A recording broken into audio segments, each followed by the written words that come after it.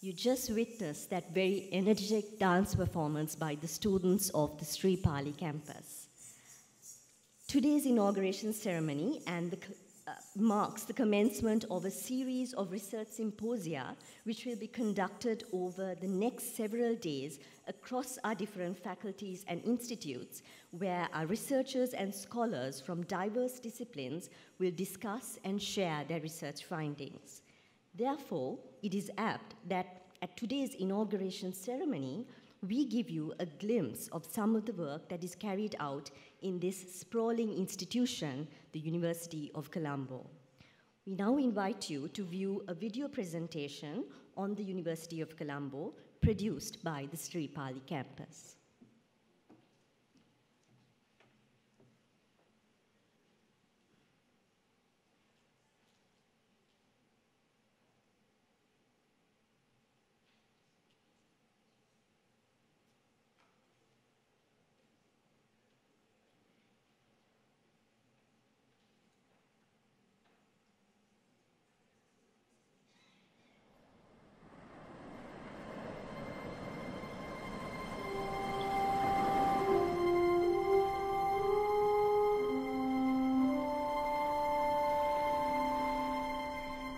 Sri Lanka, the island of paradise, with captivating and enchanting charms. The island's spell, snared by an age-old magic of scorching sun, great green waters, purple dusks, gushing waterfalls, rising blue mountains, and starry heavens. The wonders of the country of oasis.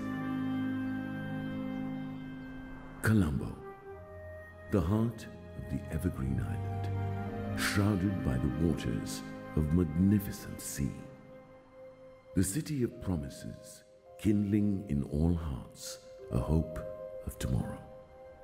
The harmonious blend of all races whispers to the ear the unheard stories of glorious past, rejuvenating the town center. University of Colombo. The pioneering academia of the history of higher seats of learning in Sri Lanka. The most respected and acclaimed higher seat of learning of the nation. A legacy of intellectuals located in the heart of Colombo.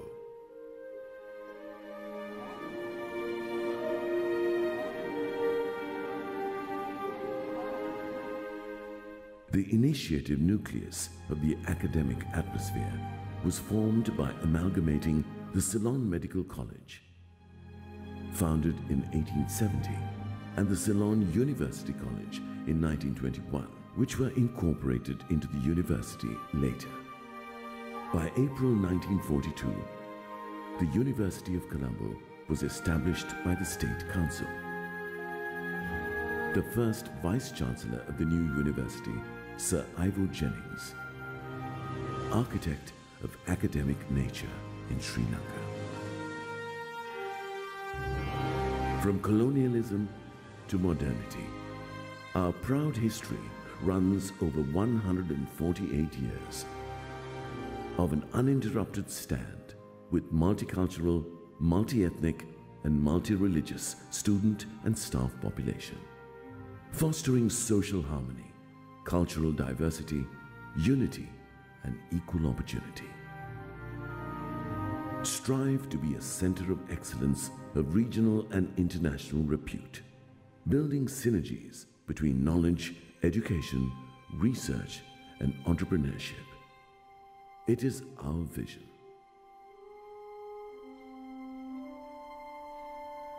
The University of Colombo comprises around 185 degree programs, about 25,000 students, 700 academics and researchers. Varsity with the power of empowering the nation. We excel at promoting student-centered teaching practices, self-directed learning through assignments which foster discovery of knowledge, creative productions, and collaborative projects.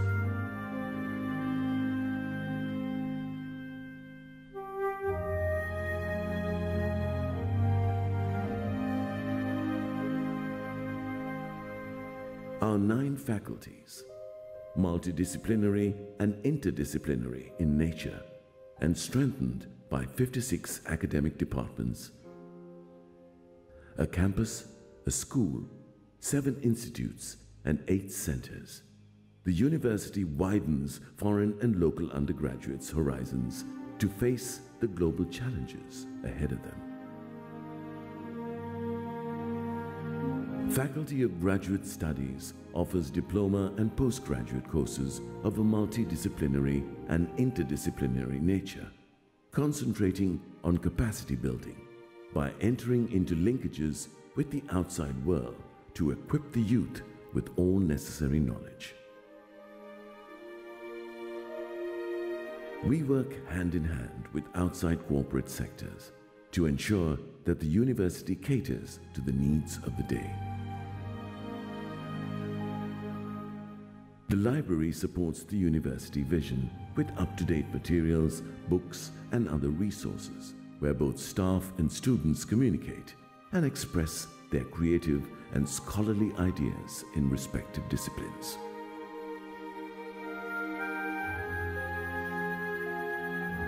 The international unit of the University of Colombo is proud to have links with almost all internationally recognized universities, with the view of providing scholars with the latest global scholarships.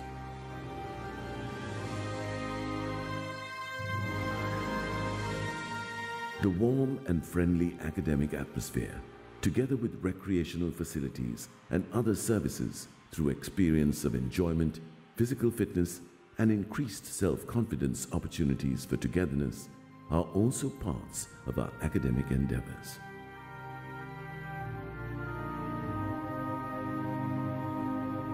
Heading to Metropolitan University, surrounded by modern and international outlook and character, with easy access to international information and resource centers, libraries, theaters, sports complexes, and other facilities.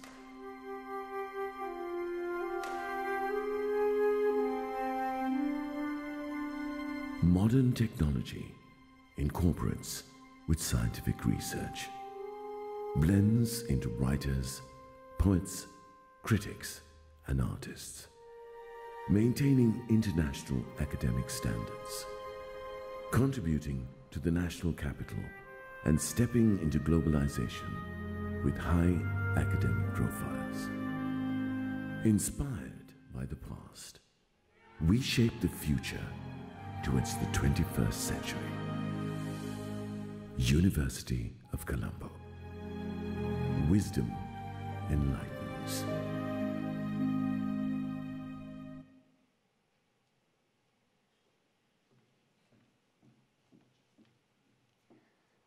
Over the past few years, our staff has been actively engaged in several initiatives to further drive research and innovation at the university to solidify the University of Colombo's reputation as a bustling hub of research.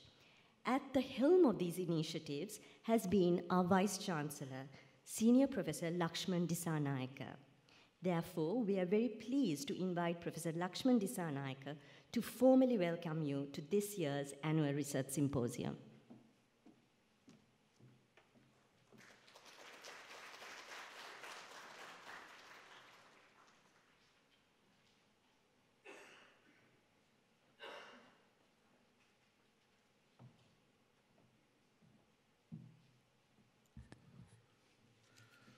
Thank you, Santoshi.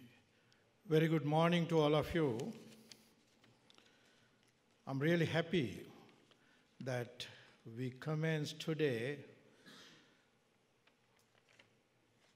the Annual Research Symposium in 2018. And I would like to welcome all of you, a warm welcome to the Annual Research Symposium 2018 of the University of Colombo.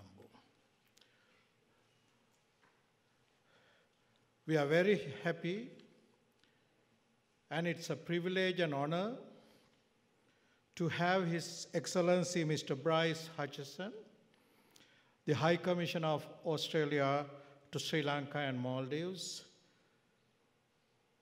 to grace this occasion as the chief guest. We have been having many links, collaborative work with Australia, and during the past 3 years or so, in my tenure as the Vice Chancellor of the university, His Excellency Mr. Bryce Hutchison has been very supportive, and his staff also, very supportive to strengthen and also initiate some collaboration between Colombo University and also some Australian universities. I'm very thankful and I'm very grateful to Your Excellency for this assistance rendered from the High Commission of Sri Lanka to Australia to Sri Lanka. So I would like to warmly welcome you to this great event that we commence today. And also Professor Henrik Hansen, who is attached to the Department of Computer and System Sciences at Stockholm University in Sweden, whom I met a few months back when I actually visited Stockholm University on the invitation of the National Science Foundation here in Sri Lanka to look for and explore some possible collaboration between the University of Colombo and some Swedish universities. And we had some talks at Stockholm with Professor Henrik, and I was inspired by the discussions that we have had between me and Professor Henrik. And I thought actually when we wanted to have a keynote speaker for this year's annual research symposium, I thought it is better that we invite Professor Henrik, and personally I thought that you are the right person for this event, because we are talking about digital world and you have so much to offer. And also I would like to welcome some of the council members of the University of Colombo, the rector, deans of the faculties, directors of institutes, all my colleagues, professors emeritus, and heads of departments, administrative officers, and all my colleagues coming from all the faculties and institutes in the University of Colombo, and all the distinguished members that we have invited, ladies and gentlemen. Now, when you look at the theme for this conference, I think the Research and Research Symposium Committee carefully looked at several themes and then selected this specific theme, which is very timely. Engaging with the digital world in higher education. And we have to be with the universities, some of the best universities, and see where they are heading for. And also we have to align our work with the work that those universities actually take forward. We all know that technology and innovation is the driving force actually in this century, and we cannot do things in isolation.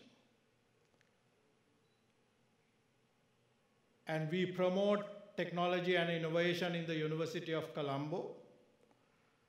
We have already established a technology transfer office here, and we promote our researchers to go for, not just for publishing their papers in reputed journals, but also go for patenting and licensing. That's the future. That's the future of the University of Colombo. And also I'm glad to say that we have got the green light from the Senate and the Council. We will be actually moving forward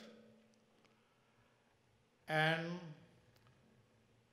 establishing a cyber campus of the University of Colombo. Because we are in the digital world.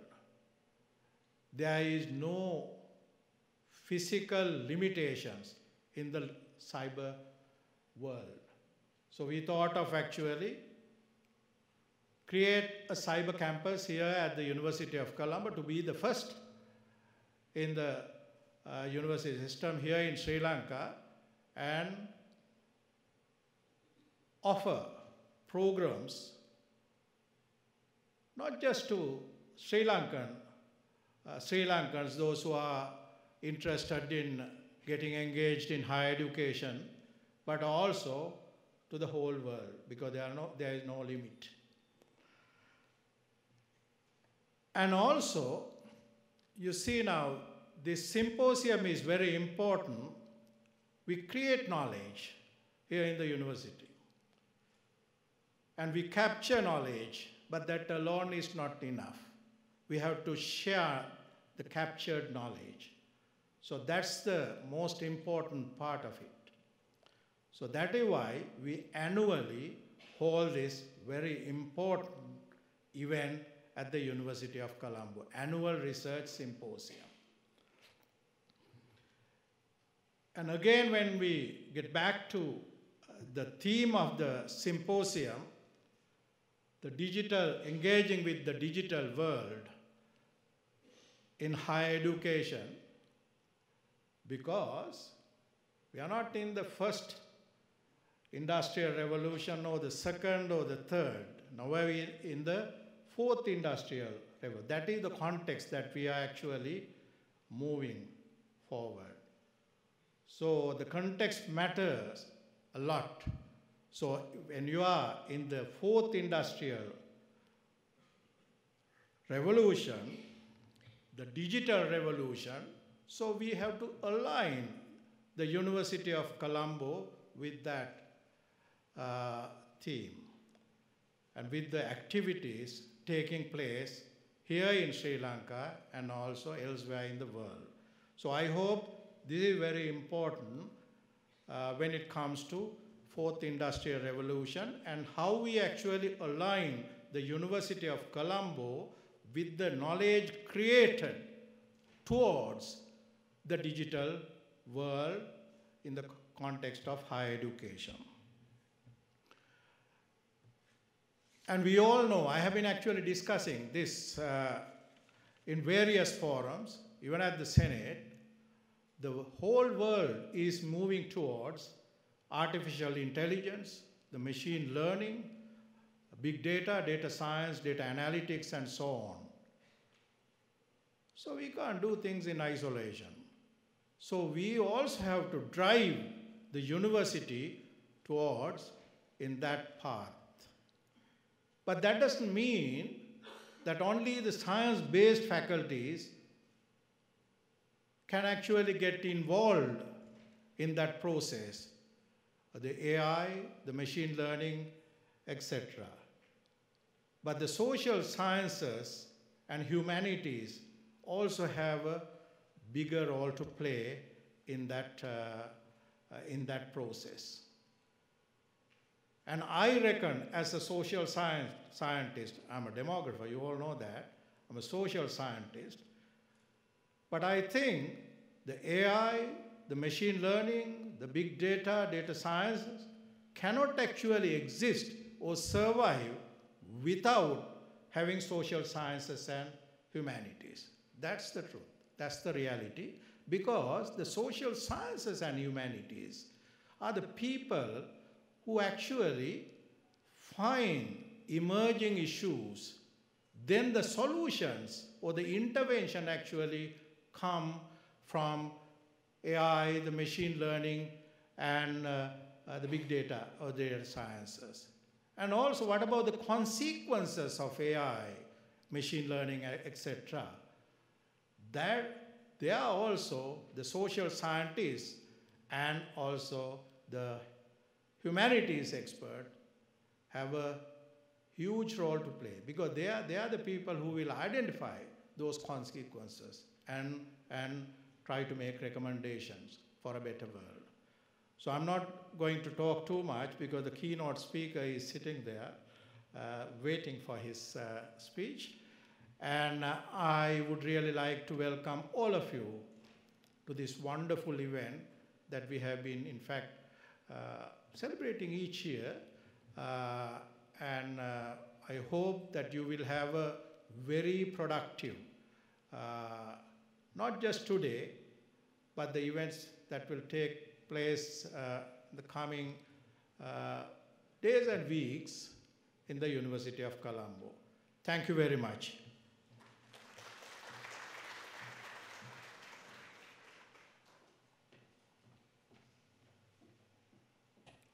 Thank you, sir, for those words and for your continued efforts towards promoting the research agenda of the university. We are very pleased to welcome our chief guest, His Excellency Mr. Bryce Hutchison, the High Commissioner of Australia to Sri Lanka and the Maldives.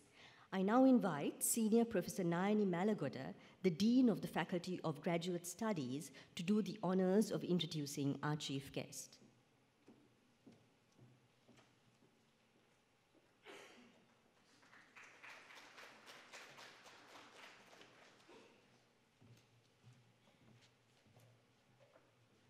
Good morning. It is with great pleasure I introduce the chief guest this morning. His Excellency Bryce Hutchison was appointed as Australia's High Commissioner to Sri Lanka and the Maldives in February 2016. He is a senior officer in the Australian Department of Foreign Affairs and Trade. Bryce Hutchison joined the department in 1988 after working for a time as a lawyer in private practice in Melbourne. He has served overseas with Department of Foreign Affairs and Trade in New Delhi as Deputy High Commissioner, in Bangkok and Tel Aviv, as well as with the Office of National Assessments in Washington, D.C. Mr. Hutchison's work with Department of Foreign Affairs and Trade in Canberra has focused primarily on foreign and security policy issues over a geographical spread from Southeast Asia through South Asia to the Middle East. Before taking up the position of High Commissioner in Colombo, he headed the division in Department of Foreign Affairs and Trade responsible for countries of South Asia, covering foreign policy, economic diplomacy, and aid management matters. His Excellency Bryce Hutchison has Law and Commerce degrees from the University of Melbourne, Australia. Thank you.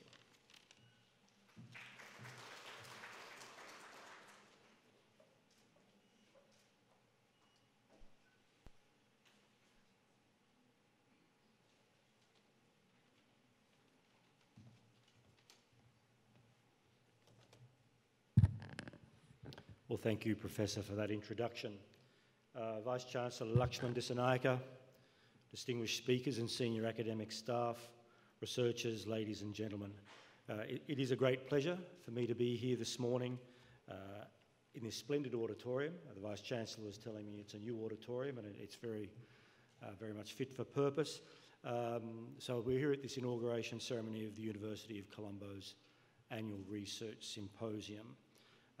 The theme of the symposium, engaging with the digital world in higher education, is one that chimes well with Australia's strengths and experiences in higher education. I think it's very fitting too that from an Australian perspective this event be at the University of Colombo, given the rich and growing academic collaborations between University of Colombo and a number of Australian tertiary institutions, including among others Deakin, La Trobe, Queensland University of Technology, and I think the University of Western Sydney, and I'm sure others will be emerging too. Many of you would know that Australia is a major provider of higher education. At any one time in our country we have about 1.5 million students at our universities. A quarter of these are foreign students, so that's quite a significant number. And then that's at the universities. Once you add skills and offshore training, we have something in the order of 750,000 international students pursuing higher education courses with Australian institutions this year. So that's a very substantial number. And of those 750,000 or so international students, I'm delighted to say that almost 11,500 of them are Sri Lankans, and the number of Sri Lankans undertaking higher education with Australian institutions is growing at about 25%, 30%, 25% a year. So it's a very significant connection between our two countries. A few other observations about the Australian higher education sector before I turn to the theme of the research symposium. There are reasons why international students are flocking to Australia. Obviously a top quality education, depending on whose global ranking systems you choose to believe. Australia at the moment has 8 universities counted among the top 100 in the world, and 15 in the top 250. So for a country with a population of 25 million people, not much more than Sri Lanka's actually, that's a pretty good outcome. The students obviously have an enviable lifestyle in Australia's vibrant cities and towns, and very, very importantly, they emerge ready for work. This is not just rote learning, this is problem solving, this is applied analysis. These are students who are able to get into the workforce and demonstrate skills straight away. Getting back to the rankings, of course, key measures by which universities are judged in the international rankings are research and teaching quality.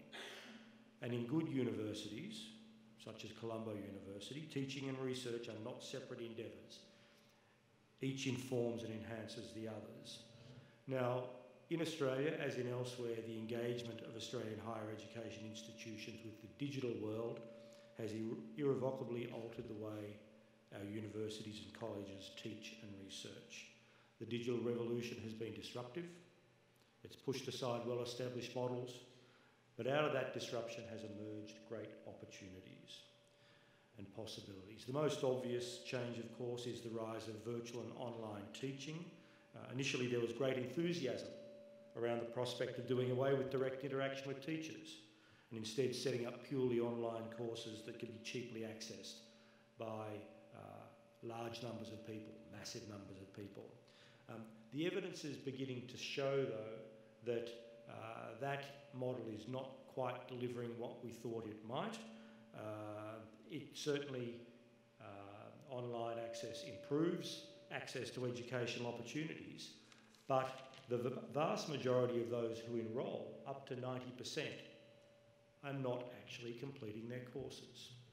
So yes, the digital revolution has expanded the opportunity for access, but I think what that figure of 90% not completing their courses tells us is that the best teaching still requires the human touch. An alternative model that seems to offer better outcomes is one where students access lectures and materials online wherever they wish, but then they must physically or virtually interact in smaller groups in tutorials, workshops to explore subjects in greater depth. Now, under this model, information communication technology promises to reduce the amount of time spent in the the tedious task, and we've all done it, sitting in lecture theatres, taking down notes, reducing the amount of time for that, but increasing the time used actually to really analyse, to research, to explore, to solve problems and develop critical thinking skills. These are the things that universities need to be teaching and which the digital revolution seems very well equipped to inculcate.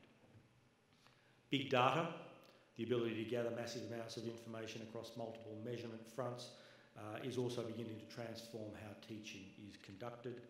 University lecturers can now see many years' worth of feedback and test scoring on a particular student or groups of students. And so those teachers and lecturers can alter their course content and delivery appropriately. It enhances the ability to mould courses that suit a wide range of learning preferences and needs. Now, on the back of systems set up to gather student data have emerged adaptive learning models. These use online systems to provide customised feedback to students. They open up a variety of learning pathways based on a particular student's response to course-related questions and tests. This means that each student's engagement with a course might be slightly different. For instance, Griffith University in Queensland provides its lecturers with an online platform, I think it's called Smart Sparrow, that enables them to develop flexible lessons tailored to the navigation of each user and storyboards. And this helps the transition from the old chalk and talk method in lecture theatres of years gone by to delivering information by genuinely flexible and responsive means. So that's about teaching, but equally so, or more so perhaps, and this is what you would know very well, the impact of digital transformation on the way that universities conduct their research appears limitless. The clearest impact has obviously been on the ability of researchers to collaborate across countries and time zones. We're all familiar with the basic email, Skype, WhatsApp connections. There's also beyond those an enormous variety of collaborative platforms. These enable shared documents, creation of databases in real time, as well as just in the more mundane tasks such as project management. Information sources can now be assessed for quality and connected in a fraction of the time that it used to take. Multiple modelling drawing on linked data sets can occur simultaneously, and at the pinnacle of collaboration, open access platforms allow anybody with interest to submit ideas, explore and test data, and solve problems. So when it comes to the actual gathering of data, scientific and medical research has most obviously benefited from the digital age. But it's not just the STEM subjects, the so-called STEM subjects that have most obviously benefited. Social sciences and humanities are also now using technology in ways that didn't happen in the past. For example, we're seeing geospatial mapping, drawing on satellite data. This is employed not only by geographers and geologists, it's also used increasingly by economists, by political scientists and sociologists to help analyse topics and themes such as poverty, voting patterns, crime, among others. The Australian government, the Australian High Commission, is very pleased to have been working with UN Habitat and the Sri Lankan Ministry of Provincial Councils and Local Government on a publication which will soon be published, launched. It would have been launched last week if not for the political uncertainty here. It's called A State of the Sri Lankan Cities Report, and this will be a tremendous tool with multiple statistical sources built into it to investigate urban planning, transportation and good governance. So that's been very much, that research and report has been very much aided by the digital transformation. The findings of research can now be communicated in ways that simply weren't possible 20 years ago. Refereed articles in academic journals and monographs published by respected university publishers may still be vital to an academic's career, of course they will be, but that's increasingly not how their research becomes known. Twitter, Facebook, YouTube and short, sharp stories on websites are just as important as part of a researcher's communication strategy as they are for a business enterprise or for a high commission. Now, out of this mix of collaboration, better research and communication comes innovation. And finding new ways to resolve old problems is perhaps the ultimate promise of the digital age. It's certainly something that the Australian government, the Australian Department of Foreign Affairs, is eager to engage with, and not just in our development work. We do have a newly released Foreign Ministry Innovation Strategy.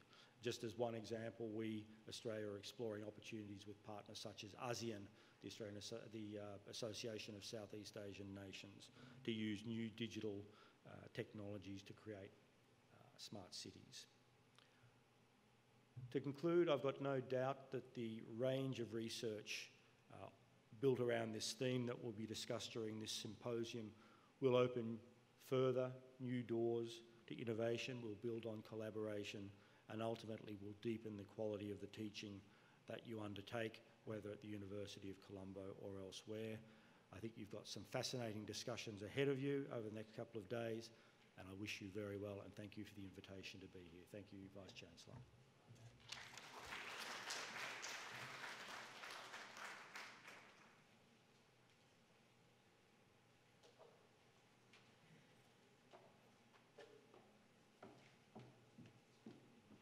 Thank you, Your Excellency. We now invite our Vice-Chancellor, Senior Professor Lakshman Dissanayake, and the Annual Research Symposium Chair, Professor Sandagomi Kopraheva, to present His Excellency Mr. Bryce Hutchison with a token of our appreciation for gracing this occasion.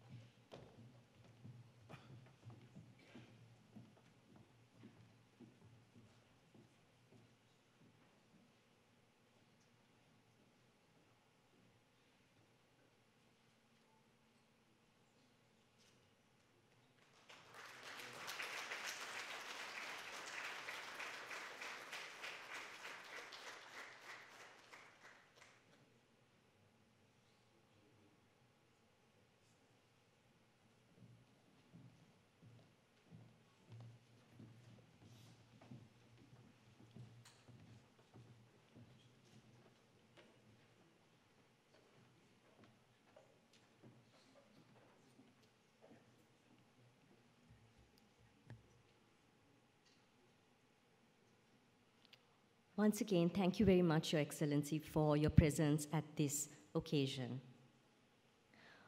With the rapid advances in technology and transformation of online learning into massive open online courseware, as mentioned by His Excellency Mr. Bryce Hutchison, traditional classrooms are becoming augmented or even superseded by digital and virtual learning platforms, among many other challenges. We are pleased to have with us Associate Professor Henrik Hansen, who will share his thoughts as he delivers the keynote address on digitalization of higher education. We invite Senior Professor J.K.D.S. Jayanetti, the Dean of the Faculty of Technology, to introduce our keynote speaker.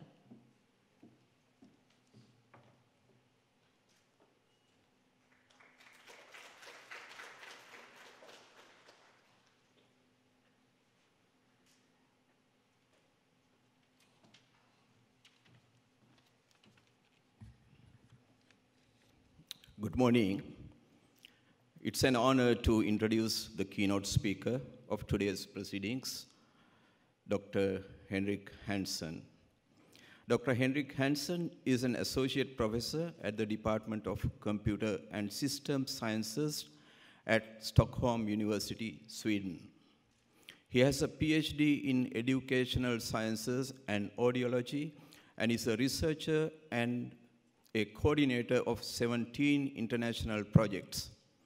He has over 150 publications and has supervised more than 150 bachelor and master's theses.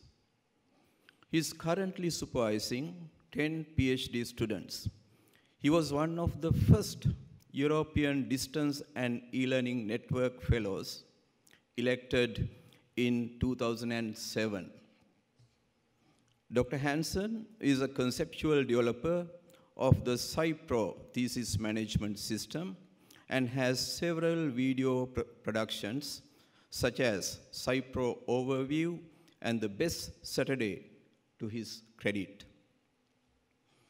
He has conducted research in over 30 countries, including 2 European Union projects that are my university, that focuses on democracy processes in higher education, and We Learn It, that focuses on creativity and innovation in European schools. He's also engaged in a capacity building project for higher education in Rwanda. Some of the digital projects he's currently working on are the Global Idea Bank, the recruitment and matching of international distance PhD students with Swedish universities, and Swedish language learning for migrants via the video match system, Skanskavenska.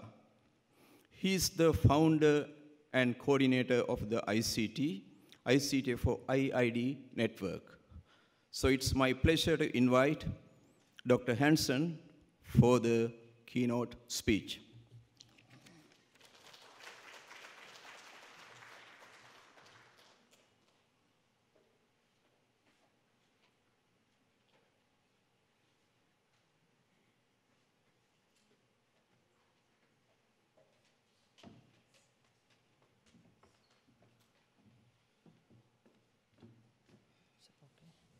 Is it now on? Yes. Good morning, and thank you for inviting me, and thank you. Excuse me now for the pronunciations here. I probably have this in Italian pronunciation. Professor Giannetti, for the wonderful presentation of me. And also, I'd like to welcome the deans, the professors, the researchers, the students, and also thank especially the Vice Chancellor and the visionary Laxman Disayanake, is it? And the miracle man, let's see, who helped me to get into the country, in fixing a visa in 30 minutes. It is Professor Sandagomi and coordinator Kalahari, who was phoning 25 calls.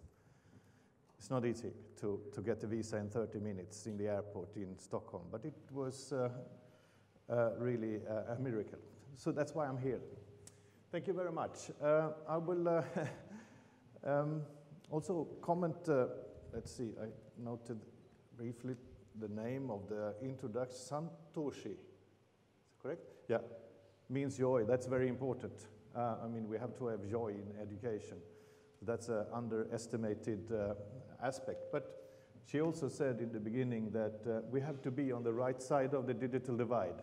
That's very important. Let's see how we can be on the right side on the digital divide.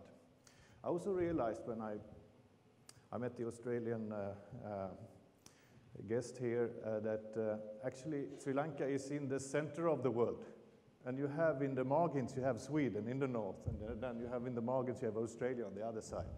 So you really are in the center, because this region is growing very, very fast. I've been working in 30 countries the last years, and I see Cambodia, I see Bangladesh, I see Thailand, I see all these countries growing very, very quickly when it comes to the digital transformation. Let's see. I also, is Trushani here?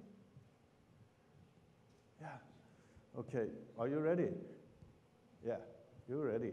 She will help me to monitor this little extra screen here. So if you have a smartphone or a laptop, you can type in this URL, goo.gl, and this letters, and then you can constantly send your questions here. It is kind of a way of sharing all the 100 people's thinking. So when I talk, if you have some reflection, some idea, you post it here, and after 15 minutes I will try to summarize and I will adapt my speech accordingly. So please do that.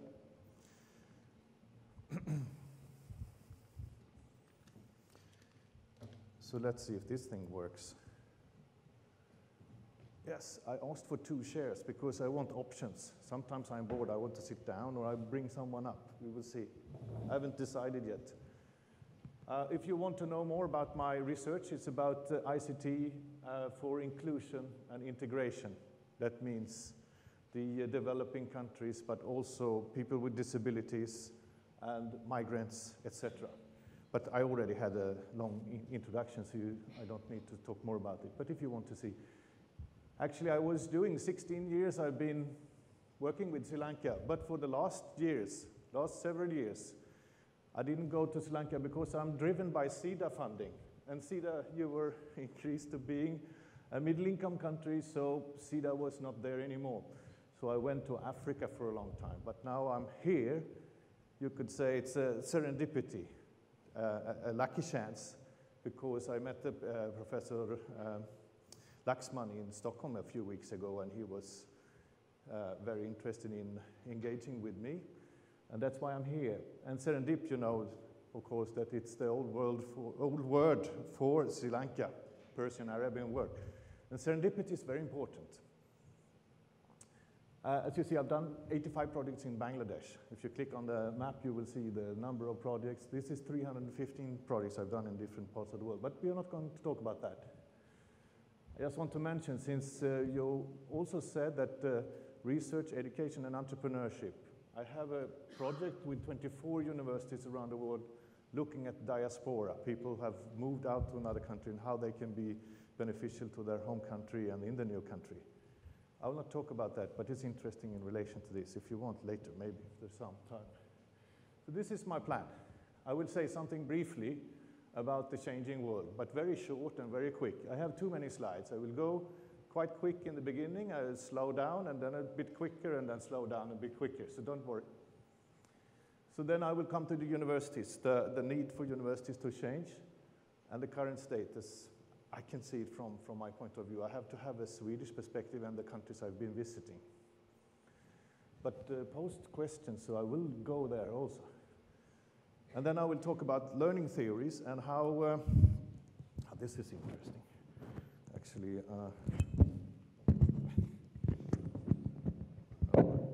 sorry.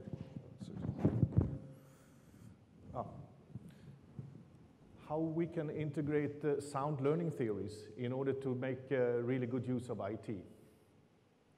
And then we can see if we have time. I hope we have time for the future discussions about what we really want, because you can do many things with a tool, good and bad things. Yes, I already said this, so I skip this. And the Vice Chancellor already said that we are in a world that is more and more global. Research has always been global, but now education is global. That's a new phenomenon. And we can see that the behavior, the structure, the processes, basically everything is changing with IT. And the driving force is IT.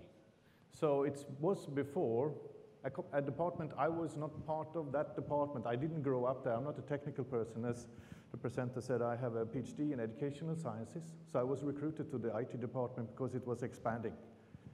The Department of Education was not expanding. They didn't want to see any IT.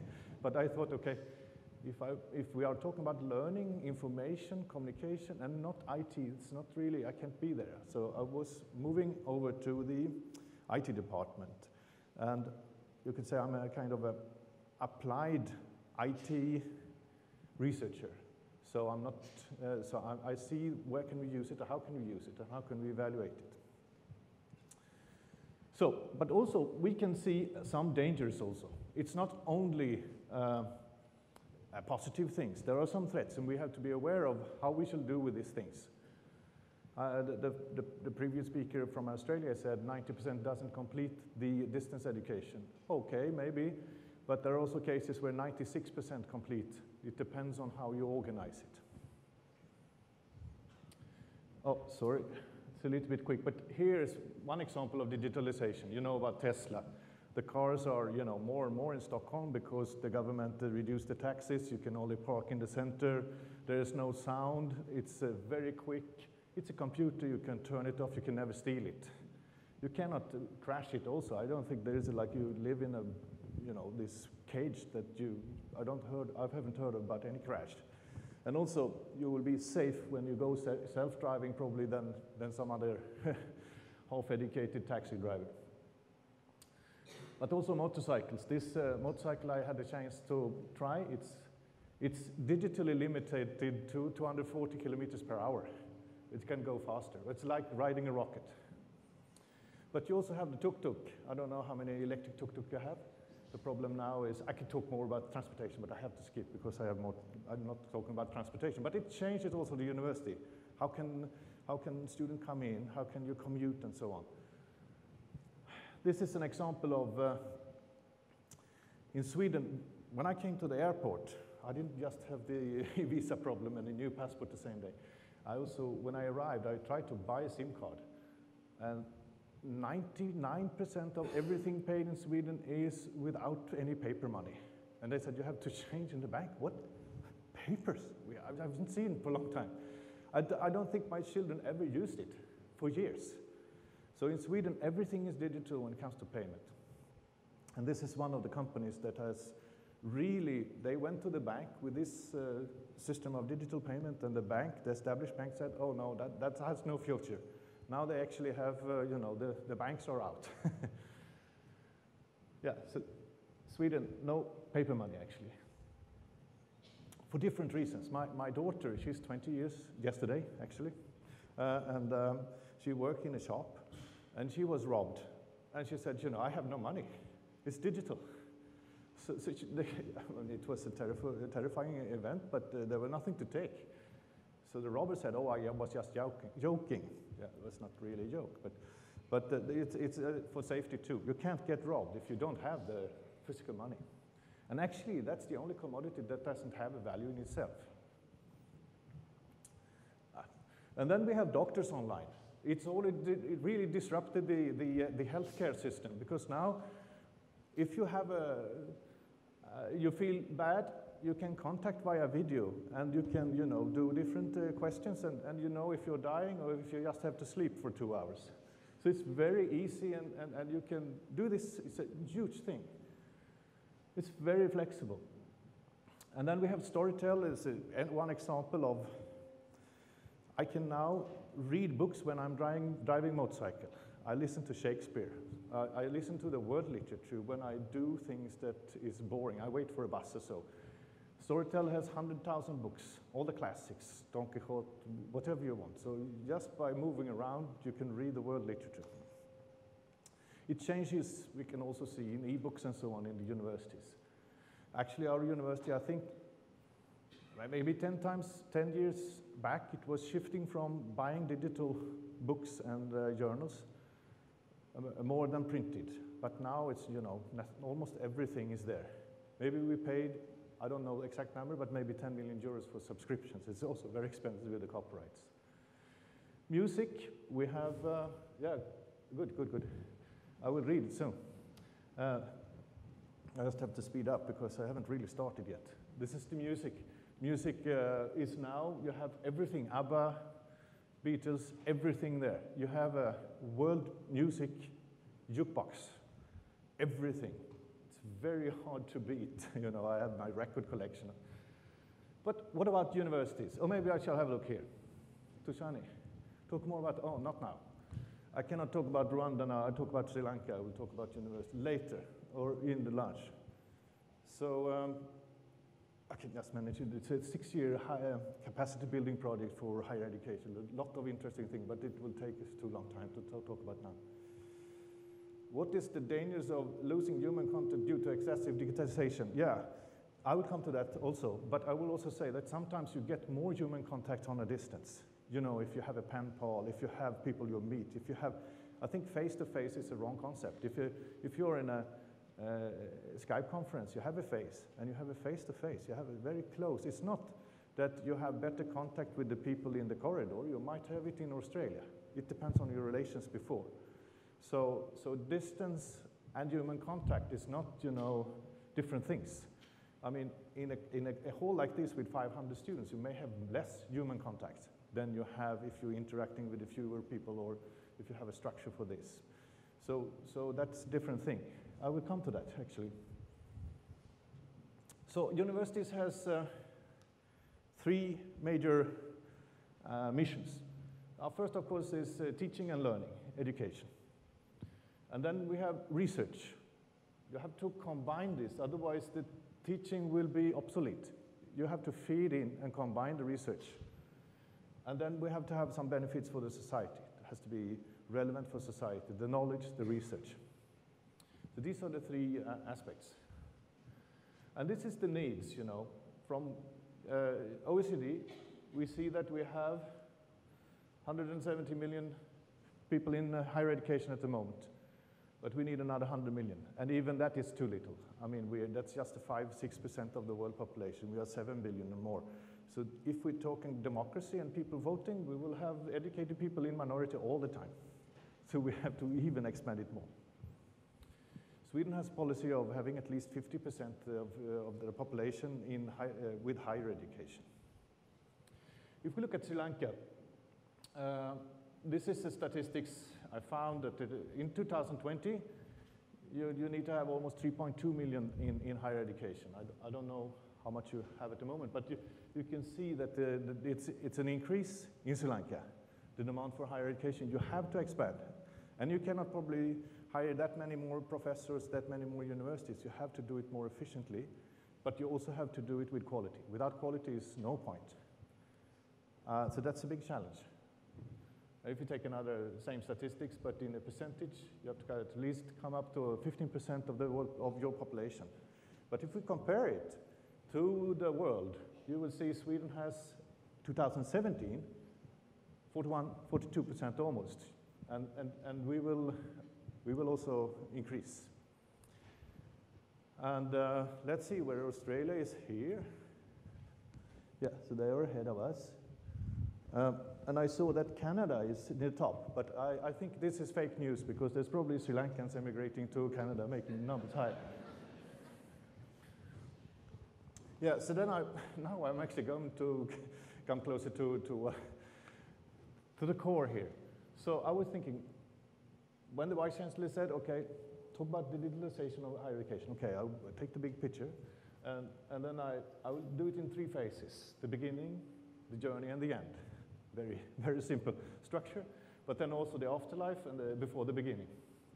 And what I mean by the beginning is that before you start the studies, what about digitalization for funding and applications and so on? And then the journey, the learning process, the actual interaction and the going to be cultivated, and the research and development process. The end, the examination, the grading, the results, the publications. And then after graduation, employability, alumni, etc. And then before the course starts. But I will focus on these 2, the learning process and the examination, grading, and so on. So the beginning, preparations, applications, and funding. In Sweden, we have one website searching for every course in every university. So I can apply to... Oh, sorry. I have to do something like this. What about your hearing? It's not, didn't damage anymore. One site, you can search distance, archaeology, Umeå, Stockholm, campus, flexible, mode, distance, only weekends, whatever, one place. It's very easy. It will take me 10 minutes to find something interesting to study next semester. I'm actually studying chemistry last semester because my son is in chemistry. I have to talk to him. He only speaks chemistry. and now I'm reading horror fiction. It's really wonderful. So that's something you can do, because I think we have to constantly learn more. And we have to re-educate ourselves for different reasons, to be employable, but also to be self-fulfilling. So I think also the humanistic and arts has very good potential for distance education, because you normally can't get that well-paid job, but if you want to do something interesting, you also take into account the the wider things around being productive. I don't ask this, because I will come back to this, but I already asked people that you have maybe something more that could be done in this area. And then we have one place for student loans and grants for the students. How am I doing with time? Is it now? How much time do I have? 11:30. Yeah, so I started, it's good. It's very good. So then I could even have a question soon here. The student loans and grants, we have a full digital service for this, one place, and pretty good situation. However, shall we have a look here, or shall we have an oral question? We don't need to, any question at the moment? Anything? Oral question?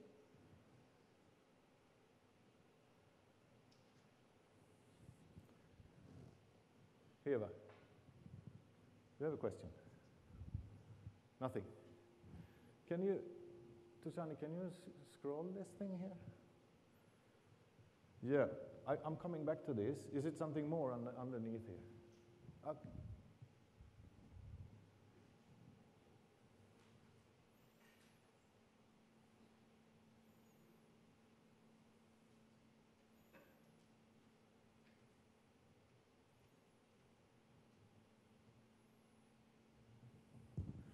Excessive use, yeah, okay. Can I have this oral? What do you mean? You mean that you use mobile phones in the classrooms and everywhere? Yeah? Yeah? It will break my leg, but I will go down, yeah?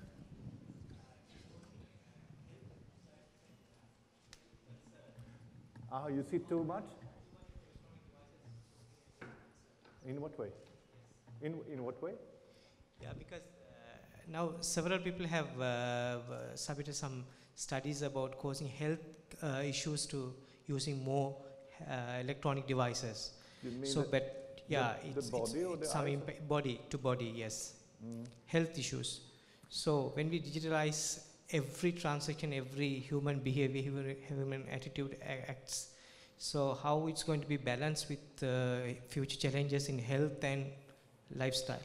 Yeah, I see that you can you have to manage yourself actually, because what happens is that we are constantly going forwards like this, and we are watching everything, and the shoulders go forward and everything. So you have to be aware of that, and you have to have different. You have a stand-up working table. You have to have different types of.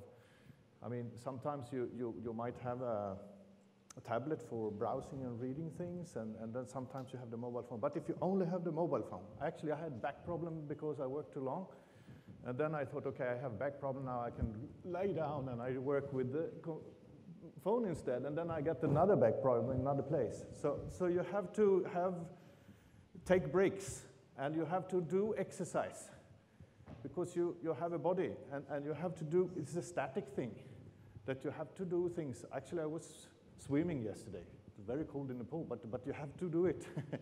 and you have to do movements, and you have to do variation, because it's a static thing. And the thing is now, with digitalization, doesn't matter if you work as a miner, you operate the mine like this, or if you're a researcher, you operate the paper, or you're a researcher, you do sit like this. So if you come from March, you don't see a difference of anyone. They're doing the same thing, sitting down and with a keyboard. So I think variation in different ways of interacting with the computer. So as I said, I don't read books with the text because I want to rest my eyes, but I'm interested, so I listen to the books. And you have software that can read your research papers. There's a company called Two Talks that even reads copyright texts that you can let. Actually, lecturer, I think the definition is reading slave.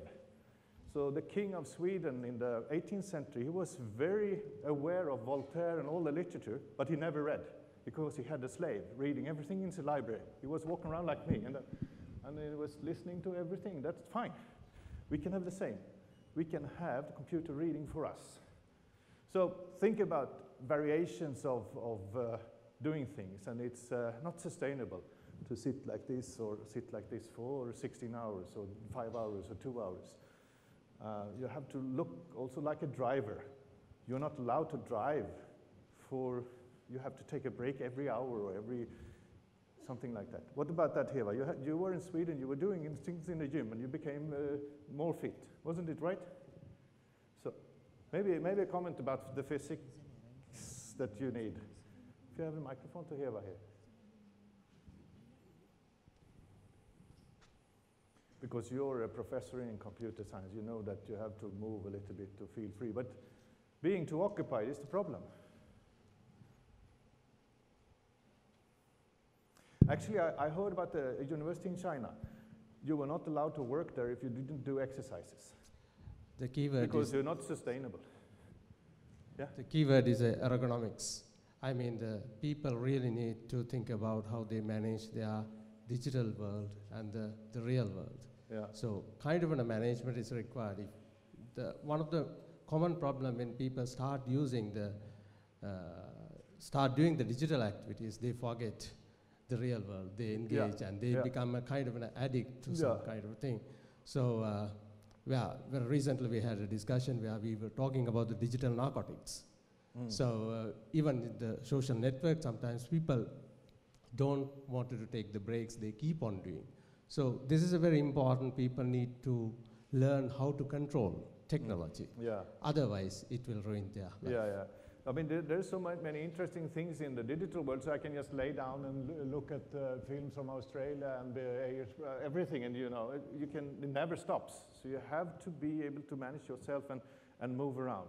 Actually, Stockholm has a policy of being the most healthy city in the world, and they have built bike lanes. They have separated the traffic, so they are encouraging, and our new building has a garage for bikes, because if you have a good one, it's stolen, and then it's a shower room and everything like that. So everybody benefits, because if the worker bikes 20 minutes to work, then the health and heart and everything is better, and the traffic is less, the pollution is less, and the city itself is nicer. So that's also an infrastructure thing for organizing the city and organizing the university. I think we had also benefits for our staff that you could buy a department bicycle. So Peter Mosilis bought one, actually. Okay, so I actually leave this because it's not the core thing that I want to talk about. But we can come back if you find it interesting. So I want to talk more about the actual learning journey, the learning process, and the teaching and learning activities. So what kind of ICT tools are in use at the moment in universities? Actually, most of the tools are not developed for education. It's developed for business. You have calculations, you have word processors. It was not specifically made for education. And I heard someone saying that if IT was a school subject from the beginning, it was not, then it would probably never developed. So it was outside school, these IT people, entrepreneurs were developing the technology. And then we are applying the general technology in universities, but now also have specific technologies. And so what kind of ICT tools are in use, and for what purpose, and in what context? I made a small survey at my university when Professor Laxman told me to come here. So I checked with the university what kind of tools are we using. And then I plotted it in a kind of a framework here. Because if you collect all these tools, they can be used in educational purpose for same place, same time, like we are now. We are in the same place, same time. We can use this one as an example. But we can also have same time, but different place. I could connect Stockholm University now through video conference. We could be synchronously talking. Or we could be same place, but different time. You could have a lab here that is so expensive, so students can never buy this VR, virtual reality things, so they have to come here. And that's attracting the students to come here. But they can be here during night at any time. So that is the same place, it's the campus, but it's different time. And then we have the different place and different time. That means that you can ask me when I leave, or you can ask me when I travel, and then I will answer not the same time, but when I read it later, so email and that kind of things. So I plotted my small survey. This is the synchronous technologies, and this is the asynchronous technologies. So you have to be aware of that. And actually, if you now, I'm recorded here now. That means that we are now here same time, same place, which means that we can interact. But that is locked in the film. In the film, you cannot interact. It's no interaction. You can ask questions to the video. But the video can be reused down here. So people not being here, this time, or this place, they can access it anytime.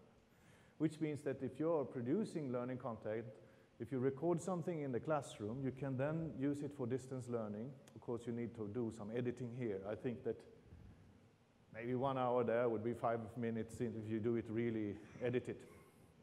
But you see, you can move around there. So at Stockholm University, we have what is called learning management systems. We have a number of learning management systems.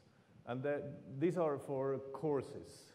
So it's about student assignments, student interaction, and the courses. It's a very important core IT system. And we have Moodle, a special version. I know you have, at least here I have, I don't know, the whole university probably have Moodle. And we will be mainly thinking here that this is not, you can do this asynchronously. And then we have videos. So in Stockholm University, we have our own YouTube, Stockholm University Play, where we have our own control of our own films. And we have another one, Screen 9, which I don't know much about. And then we can market and put things on YouTube. There's a link here to Stockholm University Introduction. And Vimeo is another one. So this is also, video is also basically asynchronous tool. And then I will see if I can, how far I can walk without dropping down there. Then we have the video conferencing systems. And this is the human touch more. I mean, you don't have a human touch in the video. So if you build your distance course only on video, you don't have the human touch. But if you build it on live interaction, you have a human touch. So in the live interaction, you have the voice, you can share images and so on. You can be from different countries. It's the same thing there. I think you need to know if you can be 1,000 people or 10,000, but you cannot have oral feedback then. You have to have silent feedback. If you have someone monitoring everything coming out in there, you can have big seminars. But the problem here is the time management to have everybody in the same time. So this is the challenge, because if you want Sweden, Australia, Sri Lanka in the same webinar, someone has to be working in the night, I guess. And you know, our schedules are very, very booked. But if you have a pre-planned course, then you can do this. Then in our Department of Computer and System Sciences, which is a big one, we have 6,000 students. We have a new house, and it's quite strange to build such a new spaceship. But because we are digital, we can be anywhere, especially our students. And they also demand that even if they live the next door, they want to have it from their kitchen. So they want streamed video and so on. But we also have very expensive software. So for instance, we have a lab where we have a simulator. So you can drive this simulator like a car, and you really crash like a car with seatbelts. You really crash. And you can fly helicopter, and you can do it. A student can never buy this because it costs 5 times a real car. But we can do a lot of research, and it's attracting them to come to our physical place. And then we have a number of more or less expensive things that is installed in the classrooms. So it's attracting students to come and learn specific software for game development, etc. So here we're talking about an example of same place, the campus is attractive for the students because we have these resources. They come here. We have the whole house is actually built for digital purposes. So the rooms are built for a digital purpose, not a house adapted for digital purposes. Video studio, game lab, security lab, and so on. Did you visit it? Did you come there? No, you were not the main campus, because the thing is that the main campus, Stockholm University, is a different place. We have about 56 departments, the same as you, but our department is the biggest, and for one thing, we are not having place enough in the main campus, but also the place we are is where the IT companies are, Ericsson, Huawei, and so on. There are 1,000 IT companies around there, so that's another thing that is connecting us to industry. But of course, you can use these type of programs pre-installed in the classrooms for classroom teaching. Then speech to text, I think this is an interesting thing that is a general technology is coming now, that if you have the teacher to speak and it comes out in text, you can have hard of hearing people being able to access the education better. And there is some other benefits of playing with speech to text. As you said in your question, if you not only write, do you know how long time it takes to write instead of speaking? Do you know why I didn't write my speech? Because it takes 7 to 10 times longer time to write. And it's also not as social and interactive. So, of course, you can concentrate the message very much. But if we say, I have a 1 hour speech, do you know how many words I will use in 1 hour? Social sport, professor. Guess? You're the language professor. Any number? Any number? In any, Yeah, I think it's quite similar. I haven't done cross-cultural, and it depends on the speaker. You can speak fast, you can speak slow, and so on. But the general average social conversation, it's about 10,000 words. And 10,000 words is very easy to speak in a social conversation over a dinner. But how often do you write 10,000 words? And not in 1 hour. So there is a big difference in how you are using text and speech, and you can play with this and optimize this. Okay. There is no more questions, so you can fill in there if you find. So we also have IT tools for surveys, data collection, publishing, reporting, references, management, and so on. There are some examples here. Probably there are more. I don't go into detail. So these are probably down here. And then we have the active classroom, which is that you have different voting systems, and actually I wanted to have today's meet, but it has terminated. But you can interact with everybody. So you can have, if you have a class, you can wait for everybody to have posted their vote and so on. And then you can, let's say, we can say, when was the, let's say I have a question here. When was,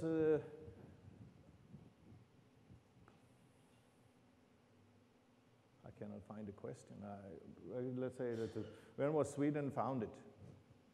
And then you vote, and then I see, okay, some say 1200, some say 1800, and then I start my lecture from there. Because the quality of the education is what the Italians call accommodazione. That means that you have to adapt to the other. Because you start the lecture as a blind or a deaf-blind person with a heterogeneous class. Some are experts, and they feel that, okay, that is all basics. I fall asleep. And some think that it's too difficult, I can't follow. And some think that, oh yeah, you have to find, and it's difficult when you have a big class, to find a matching of a heterogeneous group.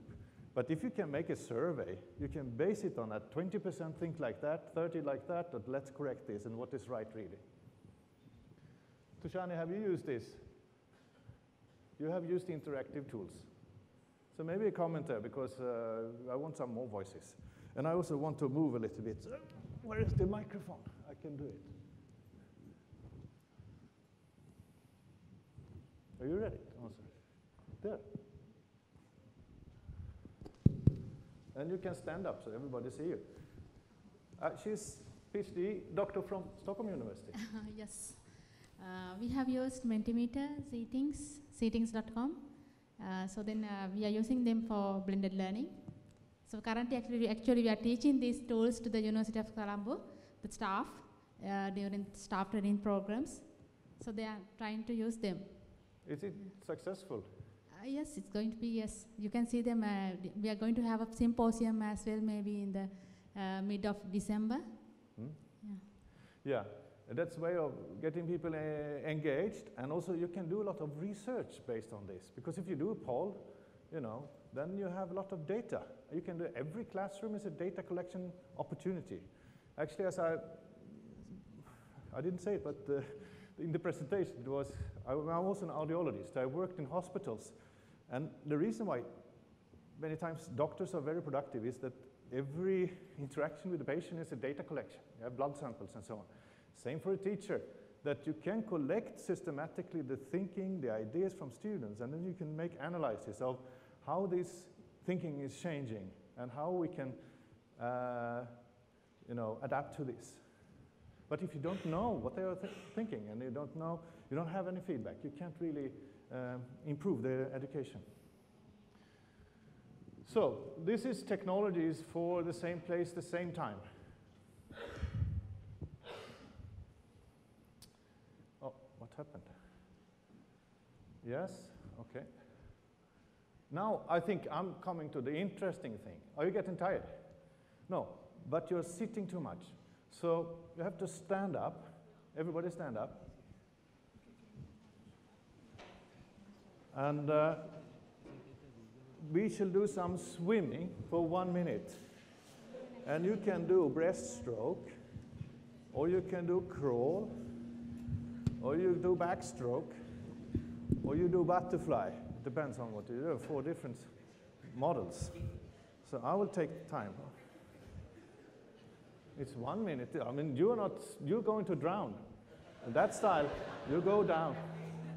You have to move you a little bit. You get more blood up here in the body, and also move the shoulders backwards. Like you put 2 shoulders together. That's one of the problems. You get a frozen shoulder. We have a problem. So actually, you just used 30 seconds, and you think it's already too long because you're not used to this activity. So you can go up and down a little bit also. It's good because normally you may think you lose time, but actually you gain concentration. I will see here. You are soon finishing, and now you're finished. Actually, I read yesterday that the first person swimming around the British Islands came in, finished yesterday. I think he was swimming 5 months. And he didn't enter land. He was sleeping on a boat. But he had a problem with the salt on his tongue. The tongue was falling apart. But you don't need to swim 5 months, but you need to think about activity. Yeah, so now, because I think this is a little bit different part of my presentation, because I want to talk about values and the philosophical underpinnings. Because, every tool, an axe, you can chop woods and make a fire, but you can use it as a weapon. It's the same with IT. It can be very destructive and controlling people, and you're limited. So I want to see IT as a liberation tool. So first I thought that, okay, I love IT because I can work from home, from the bus, and so on. And then now I think, oh, shit, I can't get away from my work. It's hunting me everywhere. So even now I have to do corrections in Sri Lanka, and even now they are asking me to do this kind of thing. So now I can't escape, really. So you don't have these boundaries anymore. You can have a situation where IT could be also problematic. So, philosophical underpinnings. So, we have a trend accelerating since 100 years. Actually, Professor Samaranayake, he was starting the IT, am I correct? Yeah, he was in Stockholm, actually. He met me at a different department. It was Institute of International Education in Stockholm University.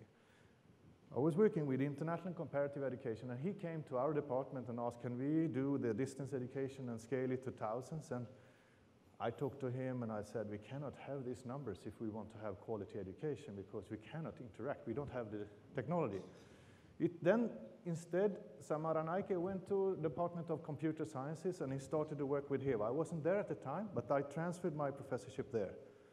So actually, at the time when Professor Samaranayake came, 16 or 18 years ago, I said we couldn't do it in the scale. I mean, with the way I want to do it, with the philosophy I have for education. It was done in a different way, and it was gradually getting better and better successfully. But now I think we can do it in a different way. So, I think you heard about Taylor. You know about Taylor. Time management. You know, it's about the whole thing with the development of the world. The standards is very much based on these principles. You have to be efficient. And it's about detailed instruction and the best way of doing something, provide a worker with the tools and the task, and then do bits and pieces, and then you can speed things up. If you manufacture a car, or if you manufacture furniture and so on, you cannot do it, you know, I do a little bit here and a little bit there. You have to have people doing that, and that moves up here. So it's been very, very important for the efficiency. And also you should have incentives. If you do more cars, more furniture, more students, then you get some benefits. And you take away the bureaucracy of, you know, I don't have to go there to get the microphone. Maybe I have the microphone here. I will do more efficient. So you take away everything unnecessary. And this goes on all the time. Actually, if you reflect on it, we work on making more things more and more effective. But if there was a button to fish all the fish, the fisherman will push the button. If there were a button to mine all the iron, the company will push the button. And it is, you know, not perfectly good when we are getting too efficient, because then we might be having some negative effects. And another thing is that this is repeatable, monotonous, and skill reducing, which means that when we bring it to education, we burn out teachers because it's not fun to be a teacher. You will be doing something on a scale, but not feeling part of the learning and creative interaction. So my question is, does it really work in education? Any answer? No? Because the answer is yes. Is it enough? I don't think so. But what do you think? Is there any other approaches, any other philosophy? I think it works well for courses. If you have one book, 1,000 students, the same exam. But you have the problem, then the students really like this. If there is no structure, there's no detailed instruction, what shall I do, and so on, they will be lost. But you can manage quite big numbers. But you have a problem of this, of having the teachers to stay. You don't feel that you're really half a machine here. So, alternative approaches, complementary approaches. Any ideas? Any philosophy? Sushani? You did a PhD. Yes, thanks. You didn't mention Socrates. I mean, I'm also, let's see, the first speaker Oh, the video. The video said that we want to build on tradition. We want to be true to take care of history. And I think we have some ideas from history. I take some unconventional inspirations here. But Socrates, he said, or actually Plato was writing it, but he said he didn't like text because text is dumb. It doesn't reply anything. I ask a question, it's the same response. Same response. So he wanted the oral interaction.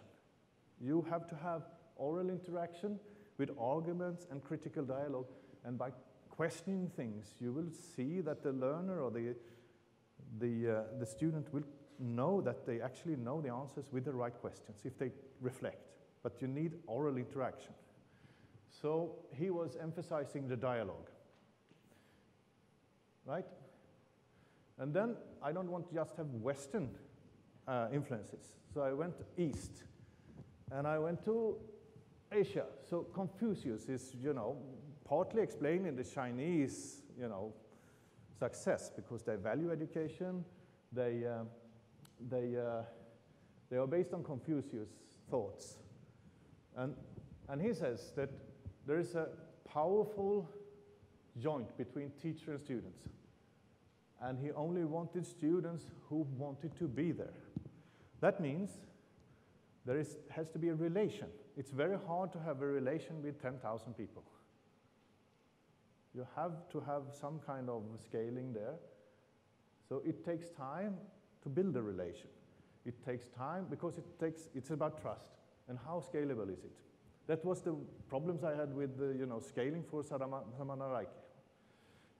You have to have students who are self-motivated. And how do you create this? I will come back to all this, how we are doing it with IT. Because if you have the inner drive, you don't have to have a control system really, because they will do it. And you have to stop them from working too much. You have the health problem. Actually, we had some projects where we had to say to students, you can't stay and sleep in the campus. You have to go home, because they were so interested. They were working day and night. And a hackathon is 24-hour, they are there all the time. So if you have an interesting project enough, you have to actually go in and stop them, because they will not stop.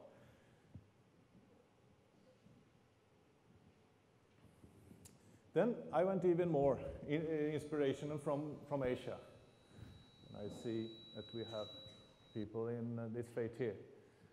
And I think Buddha and many others, he emphasized the guiding and the concentration and insight and going for wisdom.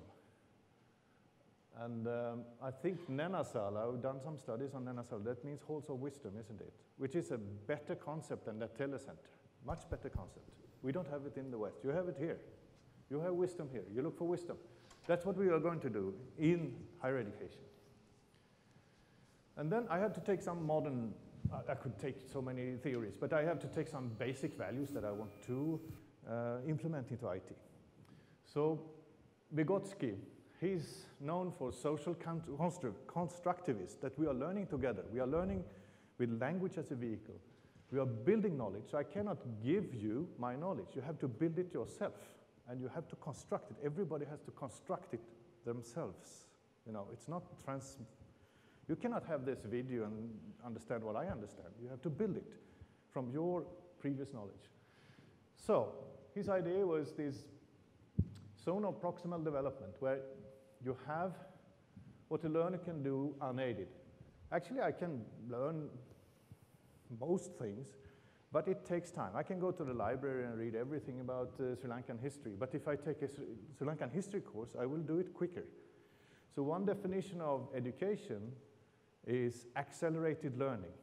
You want to be a chemist, then okay, you can do it on your own, but it will probably take you 30 years.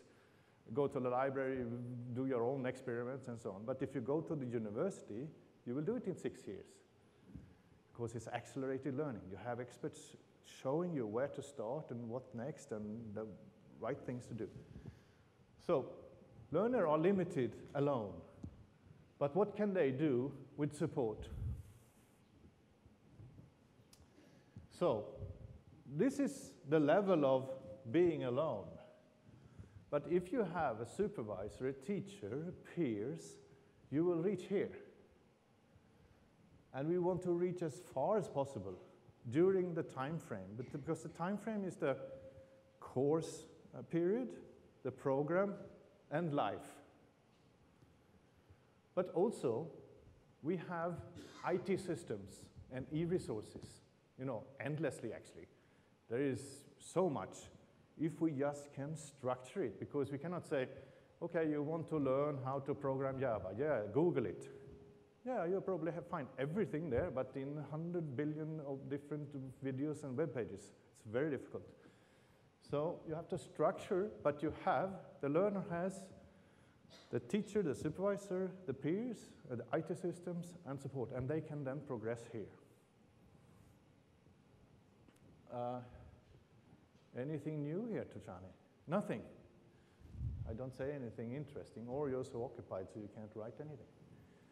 But what we want is problem-solving, open-ended learning, research and development. Because if we have the right answer, I mean, we still have the right answer to the courses.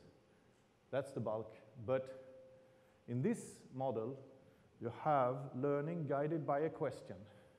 And sometimes the question is very hard to define. But without the question, you can't really do anything. I mean, if I go to the library, I have 200,000 books. Yeah, but I have to have a question. I want to learn about the languages in Sri Lanka. Okay, then I have some broad question. Yeah, and then one other thing is to identify the problem. It's also very difficult to do, and sometimes the students are not so good at it. We have something there. Oh yeah.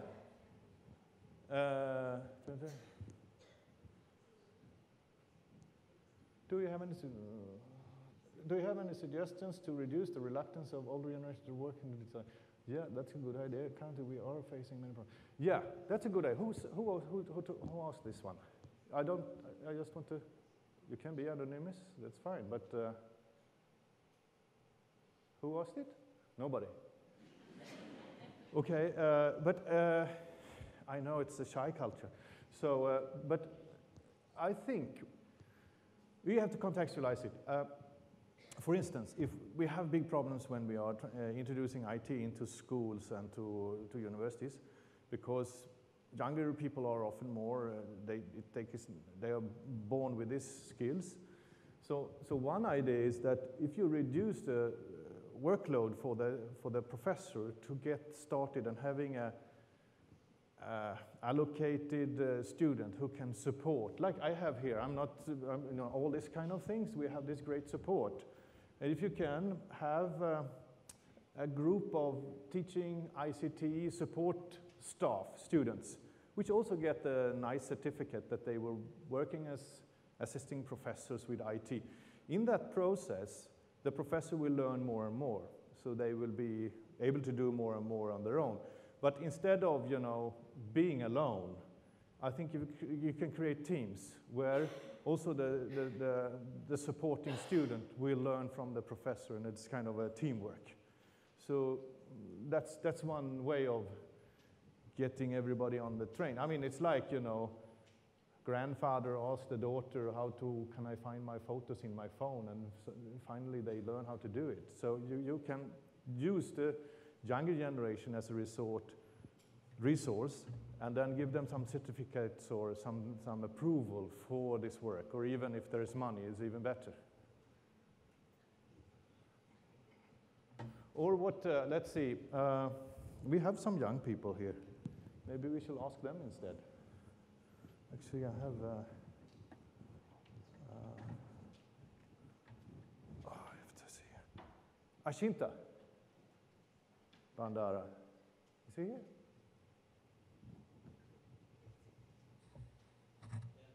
Yeah, you are here. You can say something about this. You are not shy.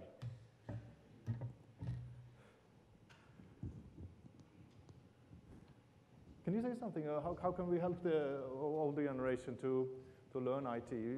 Could an idea be to have students to be supporting? And what is the motivation for a student to be supporting a professor? The idea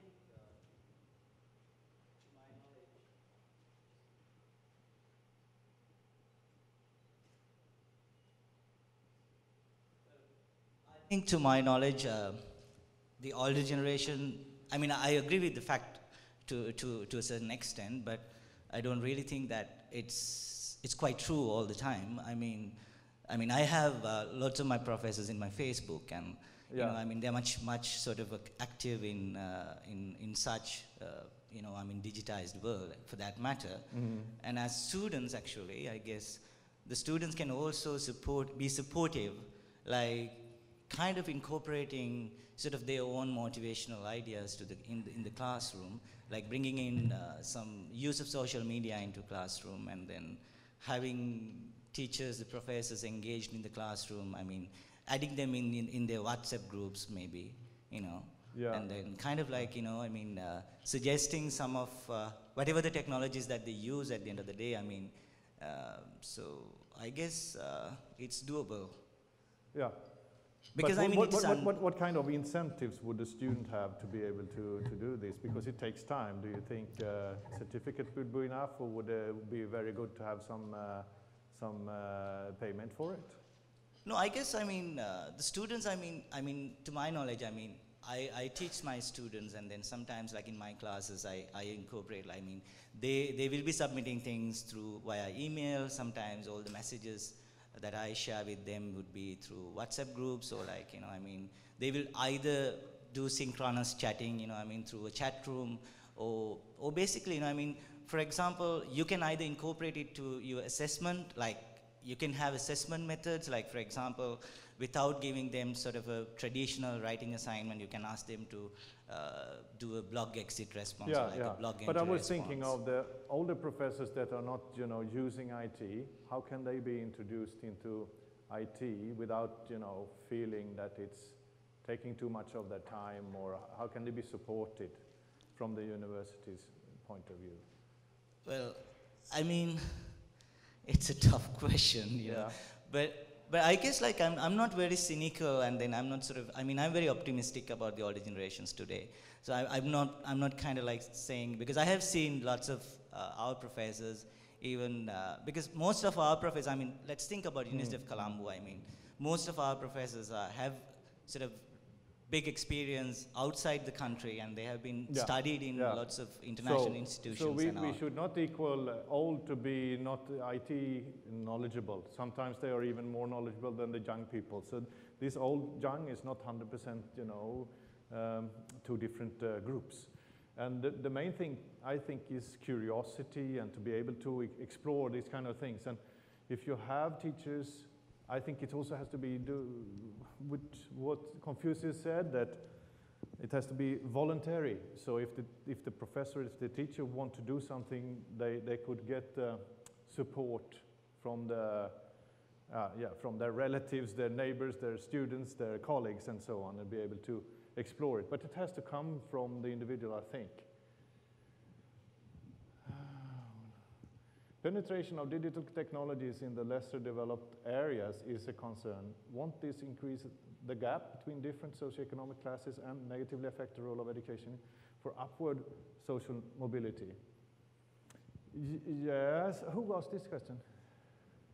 Oh, can you come forward? I see, maybe it takes a long time, but it's nice to see you. You're in the back in the darkness there. Yeah, please sit in the light. And where is the microphone? I can have one. And yeah, actually, I've already, I think everything is moving forward. It's like poverty, you know, there's less poverty, but still the gaps are there, and you have very big gaps. So that is something we will not have a completely equal society, but we have to have extra resources for the rural areas, for the people who are marginalized and so on.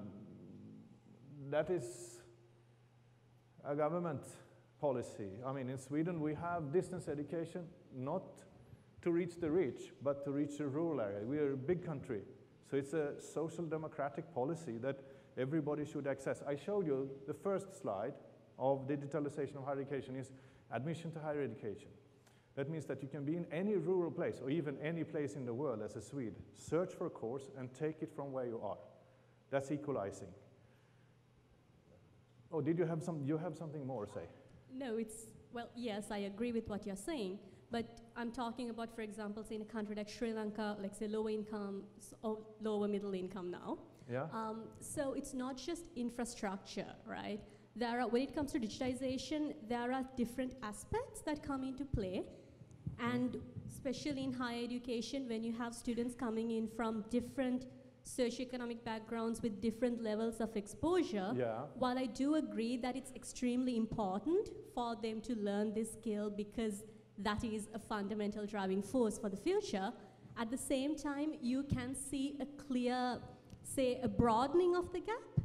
And so I'm not contesting that I'm not saying that we should completely get rid of digitization or something. I'm saying there should be a strategy to address that particular gap.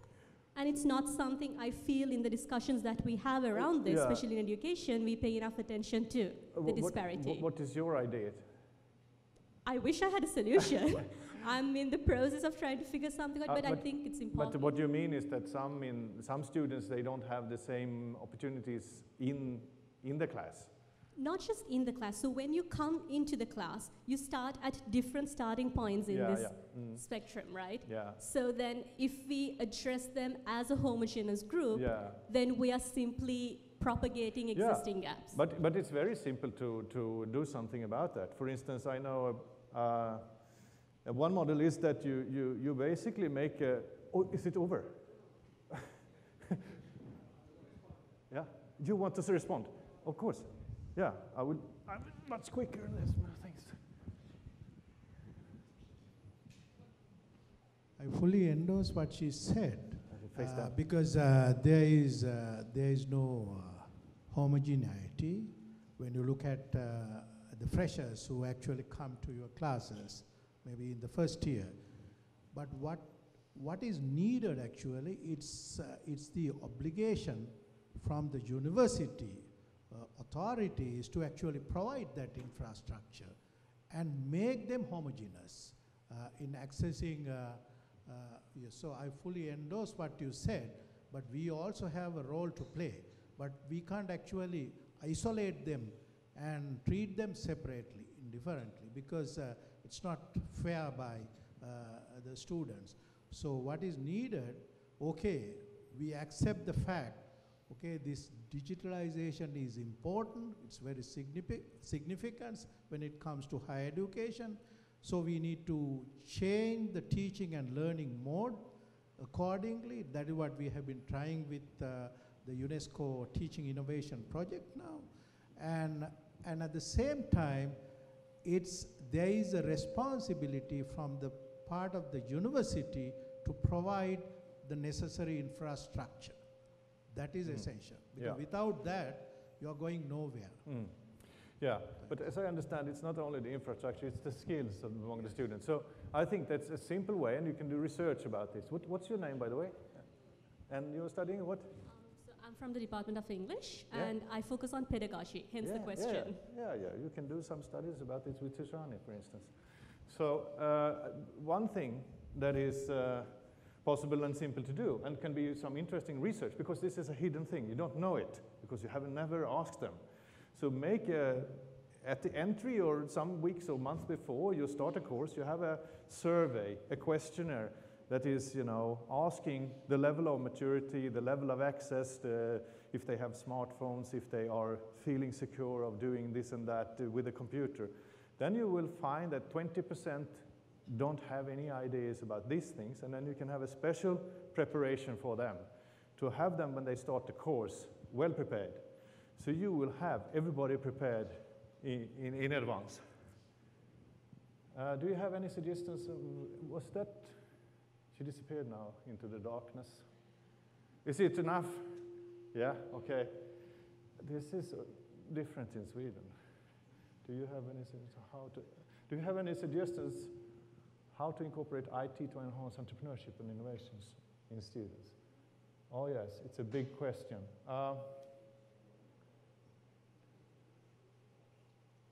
I will come back to that. Can I just move a little bit more here with 10, 15 minutes here, and then I will go back here. So, yeah, so we have a situation where we cannot use Taylor really, because we have a question that's always different, and Taylor wants a predefined question. You have to identify the problem, which is often very difficult and half the work, especially for a researcher. If you don't have the, a clear understanding of the problem, you do the wrong thing. You have to handle multiple methods, and it is depending on the question. And you have to handle multiple data sources. And you're not having one right answer. You cannot have one correcting everything and waiting for everything to be the same answer. You want to have new knowledge, and you want to be independent. You want to go for the truth. So here I have an example. If you have a course, you may have the same books, the same assignments, the same exam, a predefined question, a result, and answer for all 500 students. It's easy. You can scale. It's good for the students, for the basics, for Sinhala grammar, for programming basics stuff, and then you have to have this correct at that level. But it's also very boring for a teacher. You have to have ways of, handling the exams. I know I met 2 days ago, I met a very creative, very good programmer here in Sri Lanka, a young guy. He was at one university, not this one, and he's emigrating to Australia. He was a teacher, but he had to correct 400 pages per day. And he's a creative guy, he cannot do it. So he had to quit the university because he couldn't cope with this. Right, but if you have a thesis, which is the bridge from the course to the work life, or from education to research, then if you have basically 500 courses, if you have 500 theses, these 500 students will be 500 courses. So you will have a different topic, a different pace, different methods, different books, and different open-ended results. You cannot use the same model for this. And you have to have it unique. Not only unique in the way you ask the question and the results, but also not plagiarized. So this is the area I'm interested in, because this is something we have to do, but we have to think about. For instance, we have a software now, several actually, for digital exams. You make this much quicker, and you can use AI and other things. Still have to have a human person, but you have to make it more efficient. So, application of a learning philosophy, ICT in practice, in this case, theses. So, but little bit, the situation, some of you know Ranil Paris, he's a PhD student from a university I cannot even pronounce. What's the name again, Naiva? His university, GJ. Exactly.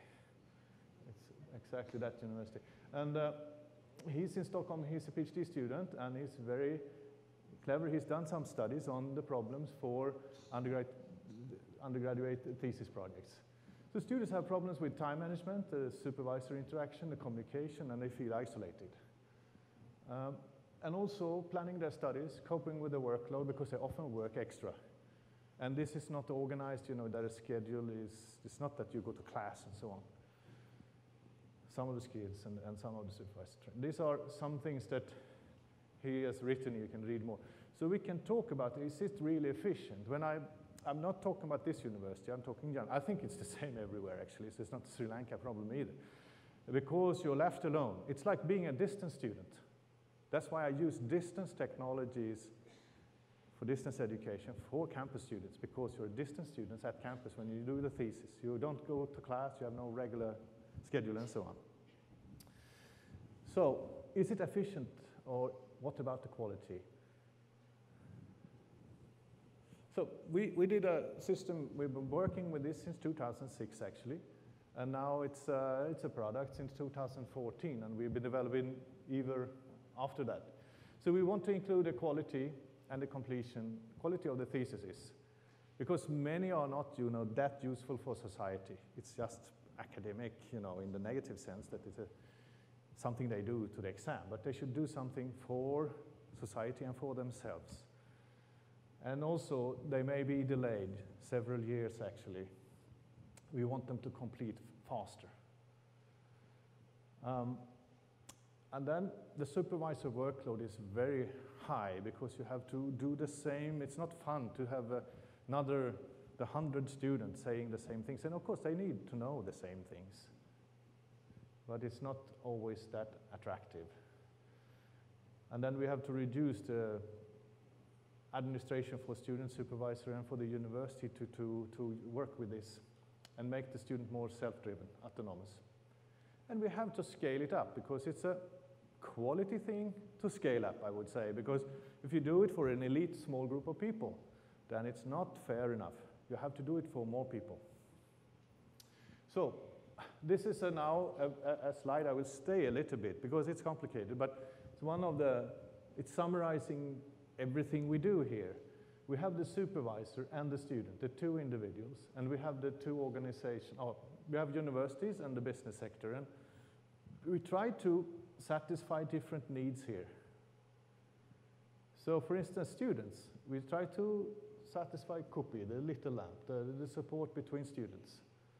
And we try to find scaffolding content. We try to find an individual path for them, or even for them to adapt. And we like to have it fun and motivating, because this is really where you are going for an unknown territory. You don't know what you're going to find, and it can be very interesting for the industry, for society, for the university. And sorry, I have to go back there. I'm going ahead a little bit, but I can't go back. Sorry, I will go to that side. But with the system, we can take much more students. We scaled up from 57 examined students to 559 with the same number of supervisors. And the supervisor thinks the students are better. They have a better quality. But it's actually because the system gives them more cues and information. We can have supervisor collaboration not only between departments, because as the speaker from Australia said, the challenges we are facing are global, and they are multidisciplinary. So it's not only IT, it's not only health, it's a combination. We talk about this, just had a question about health and computer. It's ergonomics, it's health, it's sociology, it's IT, it's many things. So a challenge will need a multidisciplinary approach. So you need to work together with the traffic situation. It's social science, natural science, and so on. And then we can also collaborate across countries, between Stockholm and Sri Lanka, for instance. We could have experts from our different departments. We have 56 departments. We have 6,000 professors. Not all are ready, but many of them would be ready to work as part of a team. Because one of the models I use for supervision at this level, bachelor and master, is to use the research group as a model. You don't just have one person. You have one person, you have a team who want to work together. And you have to save time, and you have to check that it's not plagiarized. And what we want is actually the material from the students good enough so we can get rid of language and that section is there and that they have regarded ethical aspects. We want to see what's your idea and what's your data and what's your approach. That's where we want to talk. That's where we want to use our time. Here, that's fun. And of course, if we do this, we have more competent people in a bigger scale. And the businesses they get more qualified graduates, and we can do this in a recurrent, you have your alumnus, they will come back. They will have they have a bachelor, they will come back for the masters, and they can do this in a lifelong perspective. And we can get ideas from the society. So the university get, relevant to other sectors. So the thing is, we want to increase the quality of the theses, the completions, save time, and do unique projects at these levels. And then I connect the values that I mentioned. Buddha, the guiding, the process, concentration, insight, wisdom. Confucius create a relation, have students self-motivated and self-driven, and give them material for doing that. And then Taylor, I didn't kick him out because we have to have efficiency. It has to do with money, and it has to do with giving them enough detailed instructions without standardizing research. You should be open, of course, but it should be some basics here. What's the requirements? And give them the tools to do this.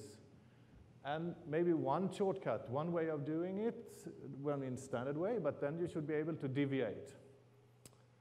And you should also be able to do it in the Sri Lankan way or in your health department way or whatever. You can change this.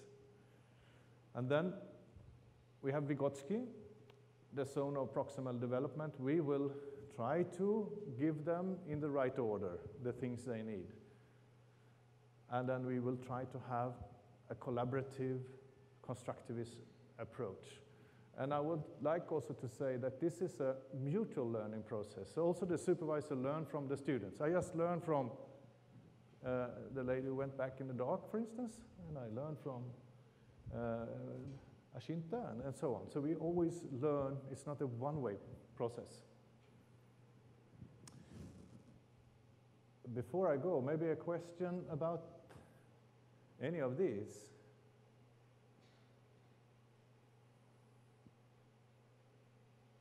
Do you agree that, yeah?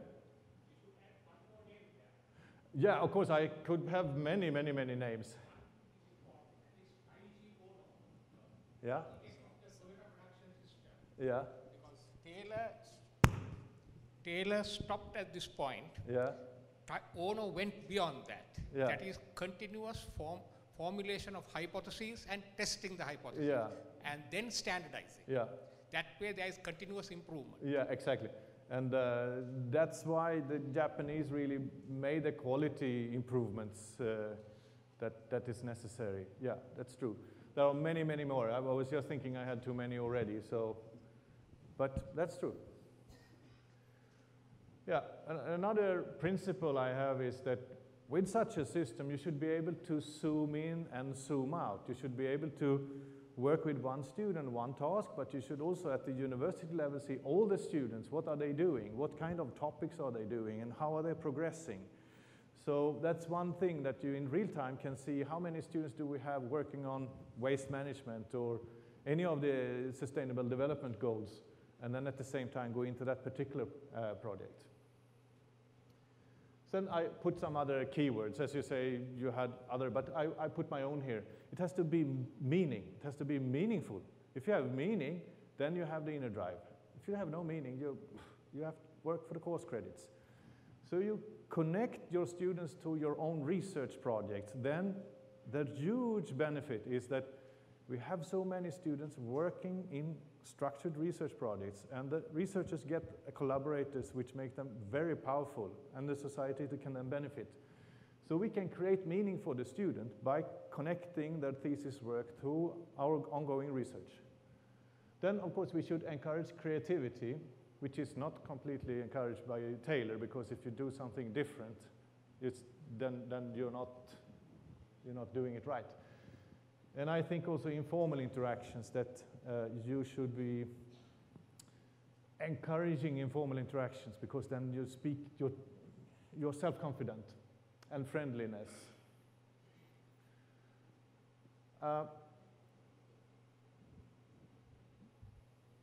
We have initially, we start with an idea bank where researchers put their ideas, and the administrator says how many theses am I going to supervise. So if Tushani have 15 master students to supervise next semester, she has to have at least 15 ideas for master thesis here. She can have 25, but when 15 ideas are taken, it will be blocked. The other will be blocked because you're not going to work overtime. And the system then automatically see which students you are supervising. And in this way, we actually matched 850,000 with 90 supervisors in 1 hour. We have to open the idea bank at a certain time because the students will run in, find the right project and take it, because it's one time, you don't have time to interview who's the best student or anything. It's not based on your CV and who you are, it's based on your idea. So if you have an idea, also a student can have a great idea, then the supervisor will be there to picking it. The idea is the matching. And then I like to build this with other, we can have ideas from other, in other ways. So I know, for instance, that the World Bank, they want to have work done. Okay, put your ideas here, and they even pay for it. And then we have students and supervisors who are then matching to this. And then you can get funding for your thesis. Or you can have Swedish companies putting ideas here, and you have students here working for them. So if we can make this global, it will be a very powerful resource, because then universities all around, we have 6,000 students at Stockholm University doing theses. We have 10 universities, we have 60,000 students working. If they could do something society relevant, and we can combine Stockholm and Sri Lanka, for instance, comparative studies and researchers and students, we have something very powerful. Yeah, maybe this is the actual system. I'm not going, I understand that it's, even though you have been swimming, it's not much more time left, and I'm not going to to teach you about the system, but here is a mock-up thing where you can see that a supervisor's view, all his projects, and the students mark, and this is the power button of the student. The supervisor cannot change this. If it's green, according to the psychology of the student, then you can leave it, because they work as planned. If it's red, you have to do something. You have to have your project green. You see when they started, what program, what department, the title, the head supervisor, co-supervisor, and so on, and the student. And then there is a lot of other things, but I wonder if I can have the video in 3 minutes. That's probably a little bit more fun. Then I will try to, I have to.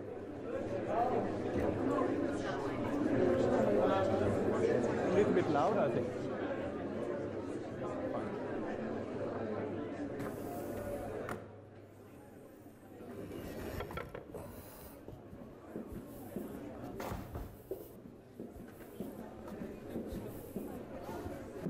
Is this the presentation about the IT support system for theses? Yeah, that's correct. Could you hurry up? I have a lecture myself very soon. Certainly. Please have a seat. What's it called? This system, what is it called? SciPro, supporting the scientific process. Welcome everybody to this session about thesis supervision. You are free to interrupt me anytime during this presentation. And I can see in this hall here that there is a lot of students about to start a thesis project, as well as there are supervisors experienced in this area. We also have experts from 4 different continents participating via Skype. New York, Sydney, Tokyo, and Kigali, Rwanda. Welcome. So, for a start, I'd like to ask Professor Hansson, what is your major concern when it comes to thesis supervision? Well, being a supervisor for many years, you have to repeat and say the same basic things all over again for each new student. And I don't have time to do that. I want to focus my time on the unique and innovative aspects of a student's work. Okay, good. Henrik, as a student, what is your major concern when you're about to start your thesis work? Well, of course, first of all, the requirements for passing the course and the different milestones during the process. Okay, the grading criteria are easily accessible via SciPro, and so are the milestones. Excuse me, I have not got the supervisor yet, and I'm not decided on my topic either. Could you explain how the process is for allocating supervisors? Yes, sure. That's part of the SciPro system. Let me give you a short overview we can stop there. Of the whole system to start with. Yeah, you can have a look. It's online. So it's a 20 minutes FAQ from the professors, the formally dressed on the first row, and then the students in the back that I used to get. So instead of repeating this all the time and have a text FAQ, I made a video of the questions I get, because there are some concepts that are new. How does the idea bank work and so on. This video is a little bit out. I mean, it has some years back, but it gives the concept if you want to see it. It's 20 minutes, but it's a 20-minute summarizing all the questions we had for 10 years. First year I did this, we had no system. I have 1,700 questions in my mailbox, but now we have, we have been able to reduce that. Okay, so I'm finishing now. So the thing is that scaling the dialogue is that there is 300 questions already posed by the system. I call it meta-supervision to all students. So if you have 1,000, they will get the same. And each individual supervisor asking this question is very time-consuming, or emailing it, or even remember all. So this is that guides the students. They know that in this phase, there are different phases, 8 phases, and you can tailor-make it for healthcare or education or whatever.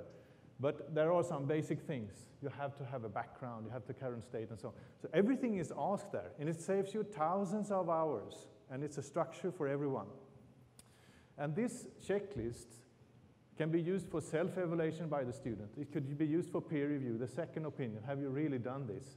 And then the supervisor basically only supervises on misunderstandings and things that are with low self-criticism. So if everything is fine, then go to next step. But if there is something lacking, that okay, you haven't said anything about what kind of methods you're going to use, then you discuss methods. But if the other things is fine, you can go. So here's a screenshot where we can see the progress in subjective and objective. And then I don't have time to go through all these things, but there is a schedule for everyone, there is self-assessment, there is files, there is forum, there is a final seminar you can book very easily. There's an online grading system that you can have several professors grading. There is, if you want to give messages to all your students, you can group them there. If you have your ideas, you can make them in advance before an application period. And you can see all students' ideas, and you can see all projects. So we have, at our department now, 1,000 ideas waiting for students in our idea bank. So when they open, there is a lot of ideas already. So this is the supervisor view. And I have to do this very quickly, but these are the processes we try to support, or we are supporting in the system. Idea bank, the matching, groups, autonomous learning, and the supervision, communication, and the plagiarism control.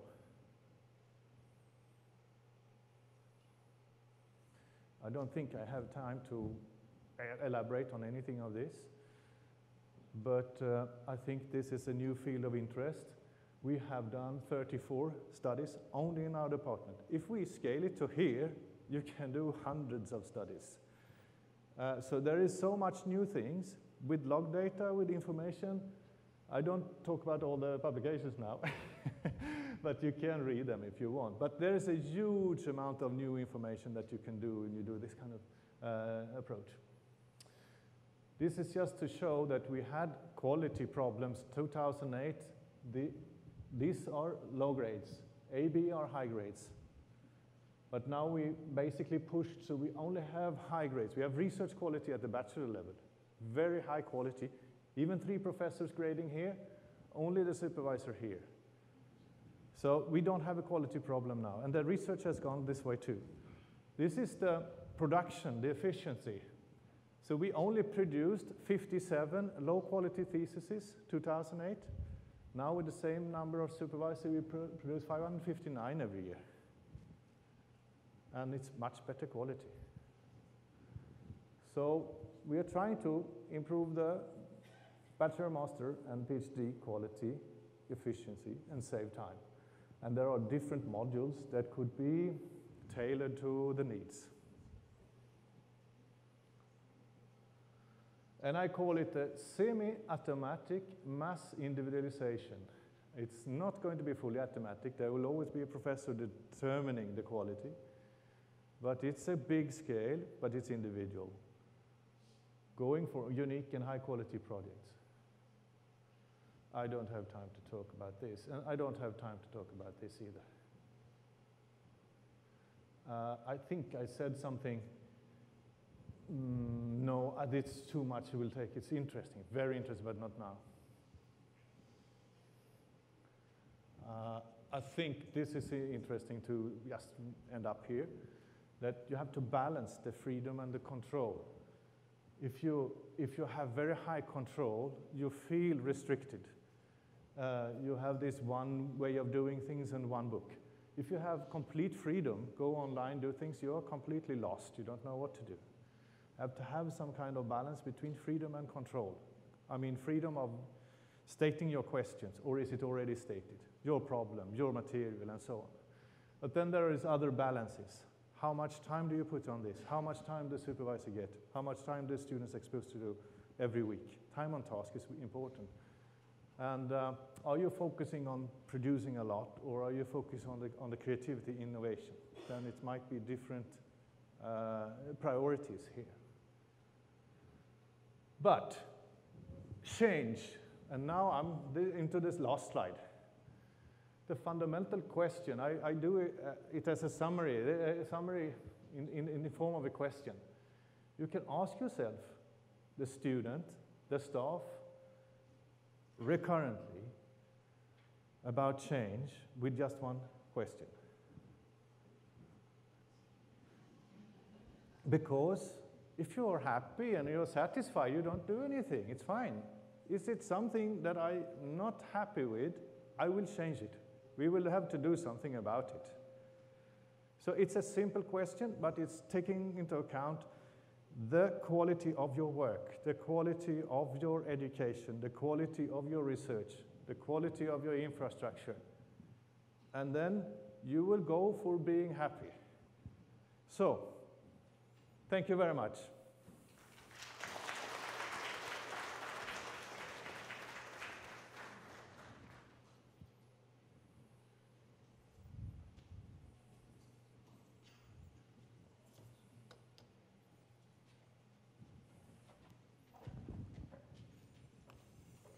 Actually, I was, as I said, I work with technology for deaf and hard of hearing, and one of the things is this microphone. And there was a priest, he was having this, and the people with hearing aid, they were in the church, and then he was preaching, and then there was a song, and he went to the toilet, but he didn't switch it off. Nobody with normal hearing heard anything, but everybody with hearing aid. I have a telecoil. Thank you, Professor Hansen. May I request you to kindly remain on stage just for a little longer? Thank you very much for that very stimulating and engaging presentation, and for really providing an anchoring point for the research symposia that will be conducted over the next several days on our theme, engaging with the digital world in higher education. May I also now invite our Vice Chancellor, Professor Lakshman Disanayake, and the Annual Research Symposium Chair, Professor Sandagomi Kopraheva, to join Professor Hansen on stage to present him with a token of our appreciation for delivering the keynote address.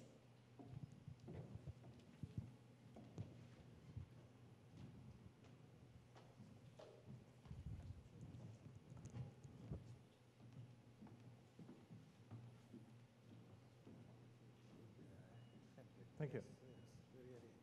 Thank you. Thank you. Thank you. Oh, now I have to call the customs again.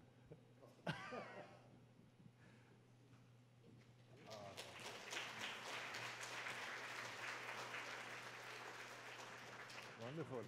Thank you very much. Yeah. Thank you. Thank you again.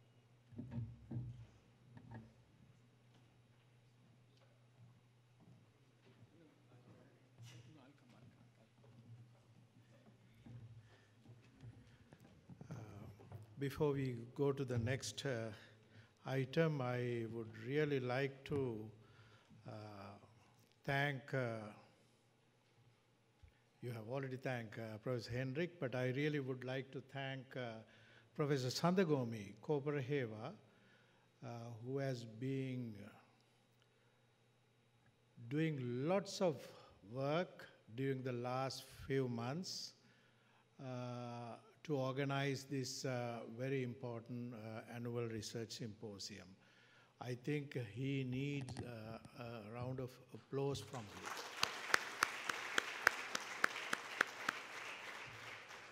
Thank you very much, Sandagomi. Thanks.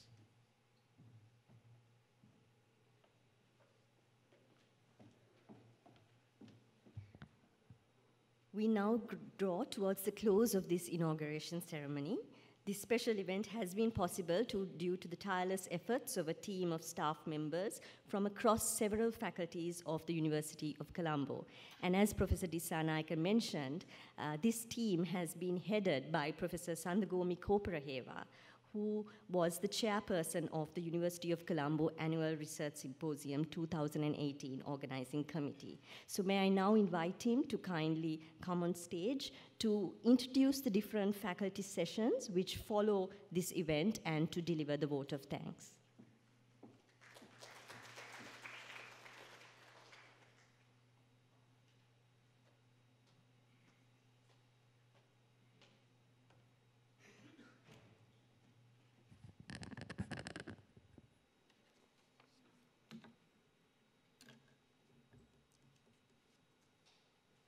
Venerable Sir, Senior Professor Lakshman Dissanayake, our Vice Chancellor, Professor Henrik Hansen, our keynote speaker today, Rector Sri Pali campus, directors, deans of the faculties, members of the council, University of Colombo, heads of departments, emeritus professors, librarian, registrar, bursa, and other distinguished invitees, ladies and gentlemen.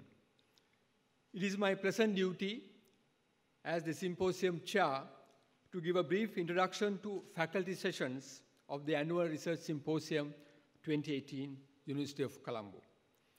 Every year, this is the premier and flagship research event that brings together multidisciplinary research findings of the University of Colombo.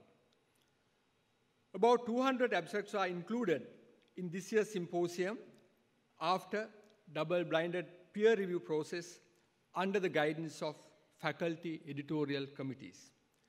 It indicates the diversity of research interest on broad disciplines of the University of Colombo: arts, education, law, management, medicine, nursing, science, and technology. The theme of this year's research symposium is engaging with the digital world in higher education.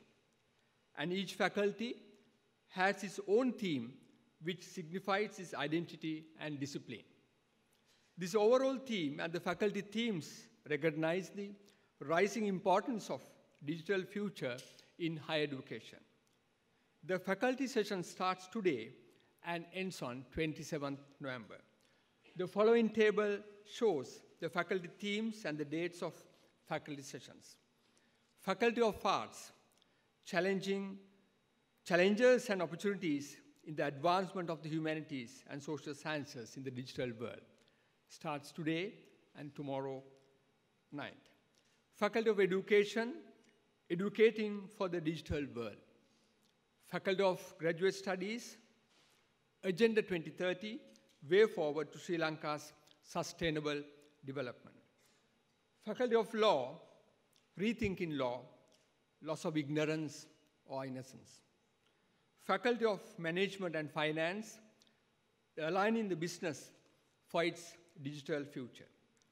Faculty of Medicine, engaging with the digital world for the advancement of medicine. Faculty of Nursing, towards excellence in nursing education, challenges and opportunities. Faculty of Science, technology for crossing borders in higher education. The library network, paradigm shift of university libraries in the digital world. Sri Pali campus in collaboration with the Faculty of Arts, empowering communities through media and arts.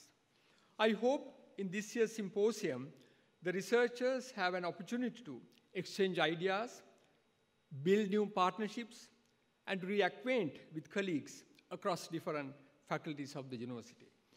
Moreover, the theme of this year's symposium will provide an opportunity to rethink the future path of university education in Sri Lanka. In connection with today's event, first I would like to thank His Excellency, Mr. Bryce Hutchison, Australia's High Commissioner to Sri Lanka and Maldives, for gracing this inaugural session as our chief guest.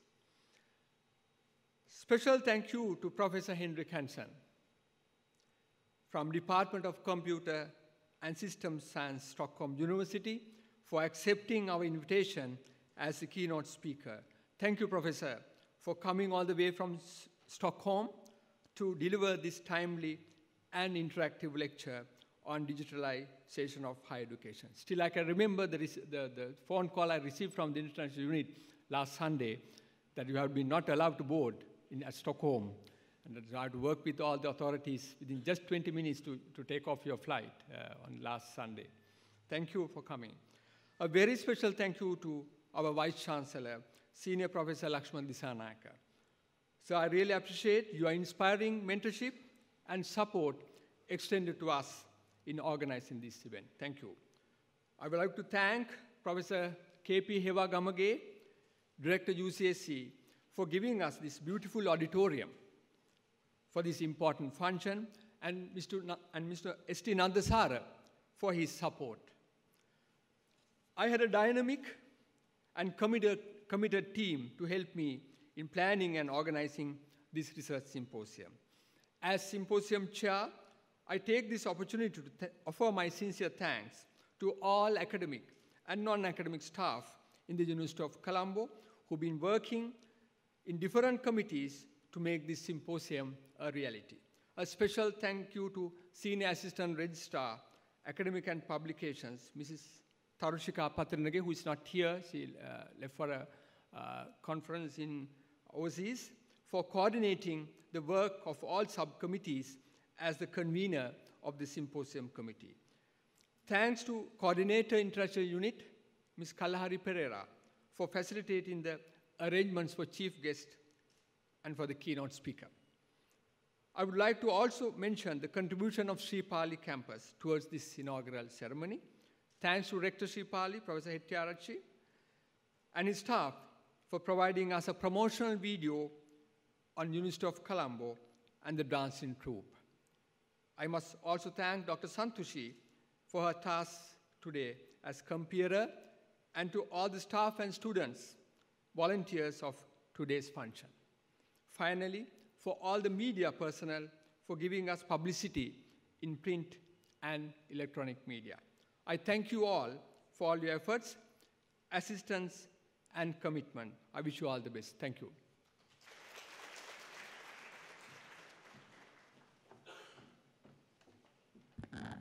With this, we come to the conclusion of this inauguration ceremony, which marks the commencement of the faculty and institute-based symposia, which will be conducted over the next several days.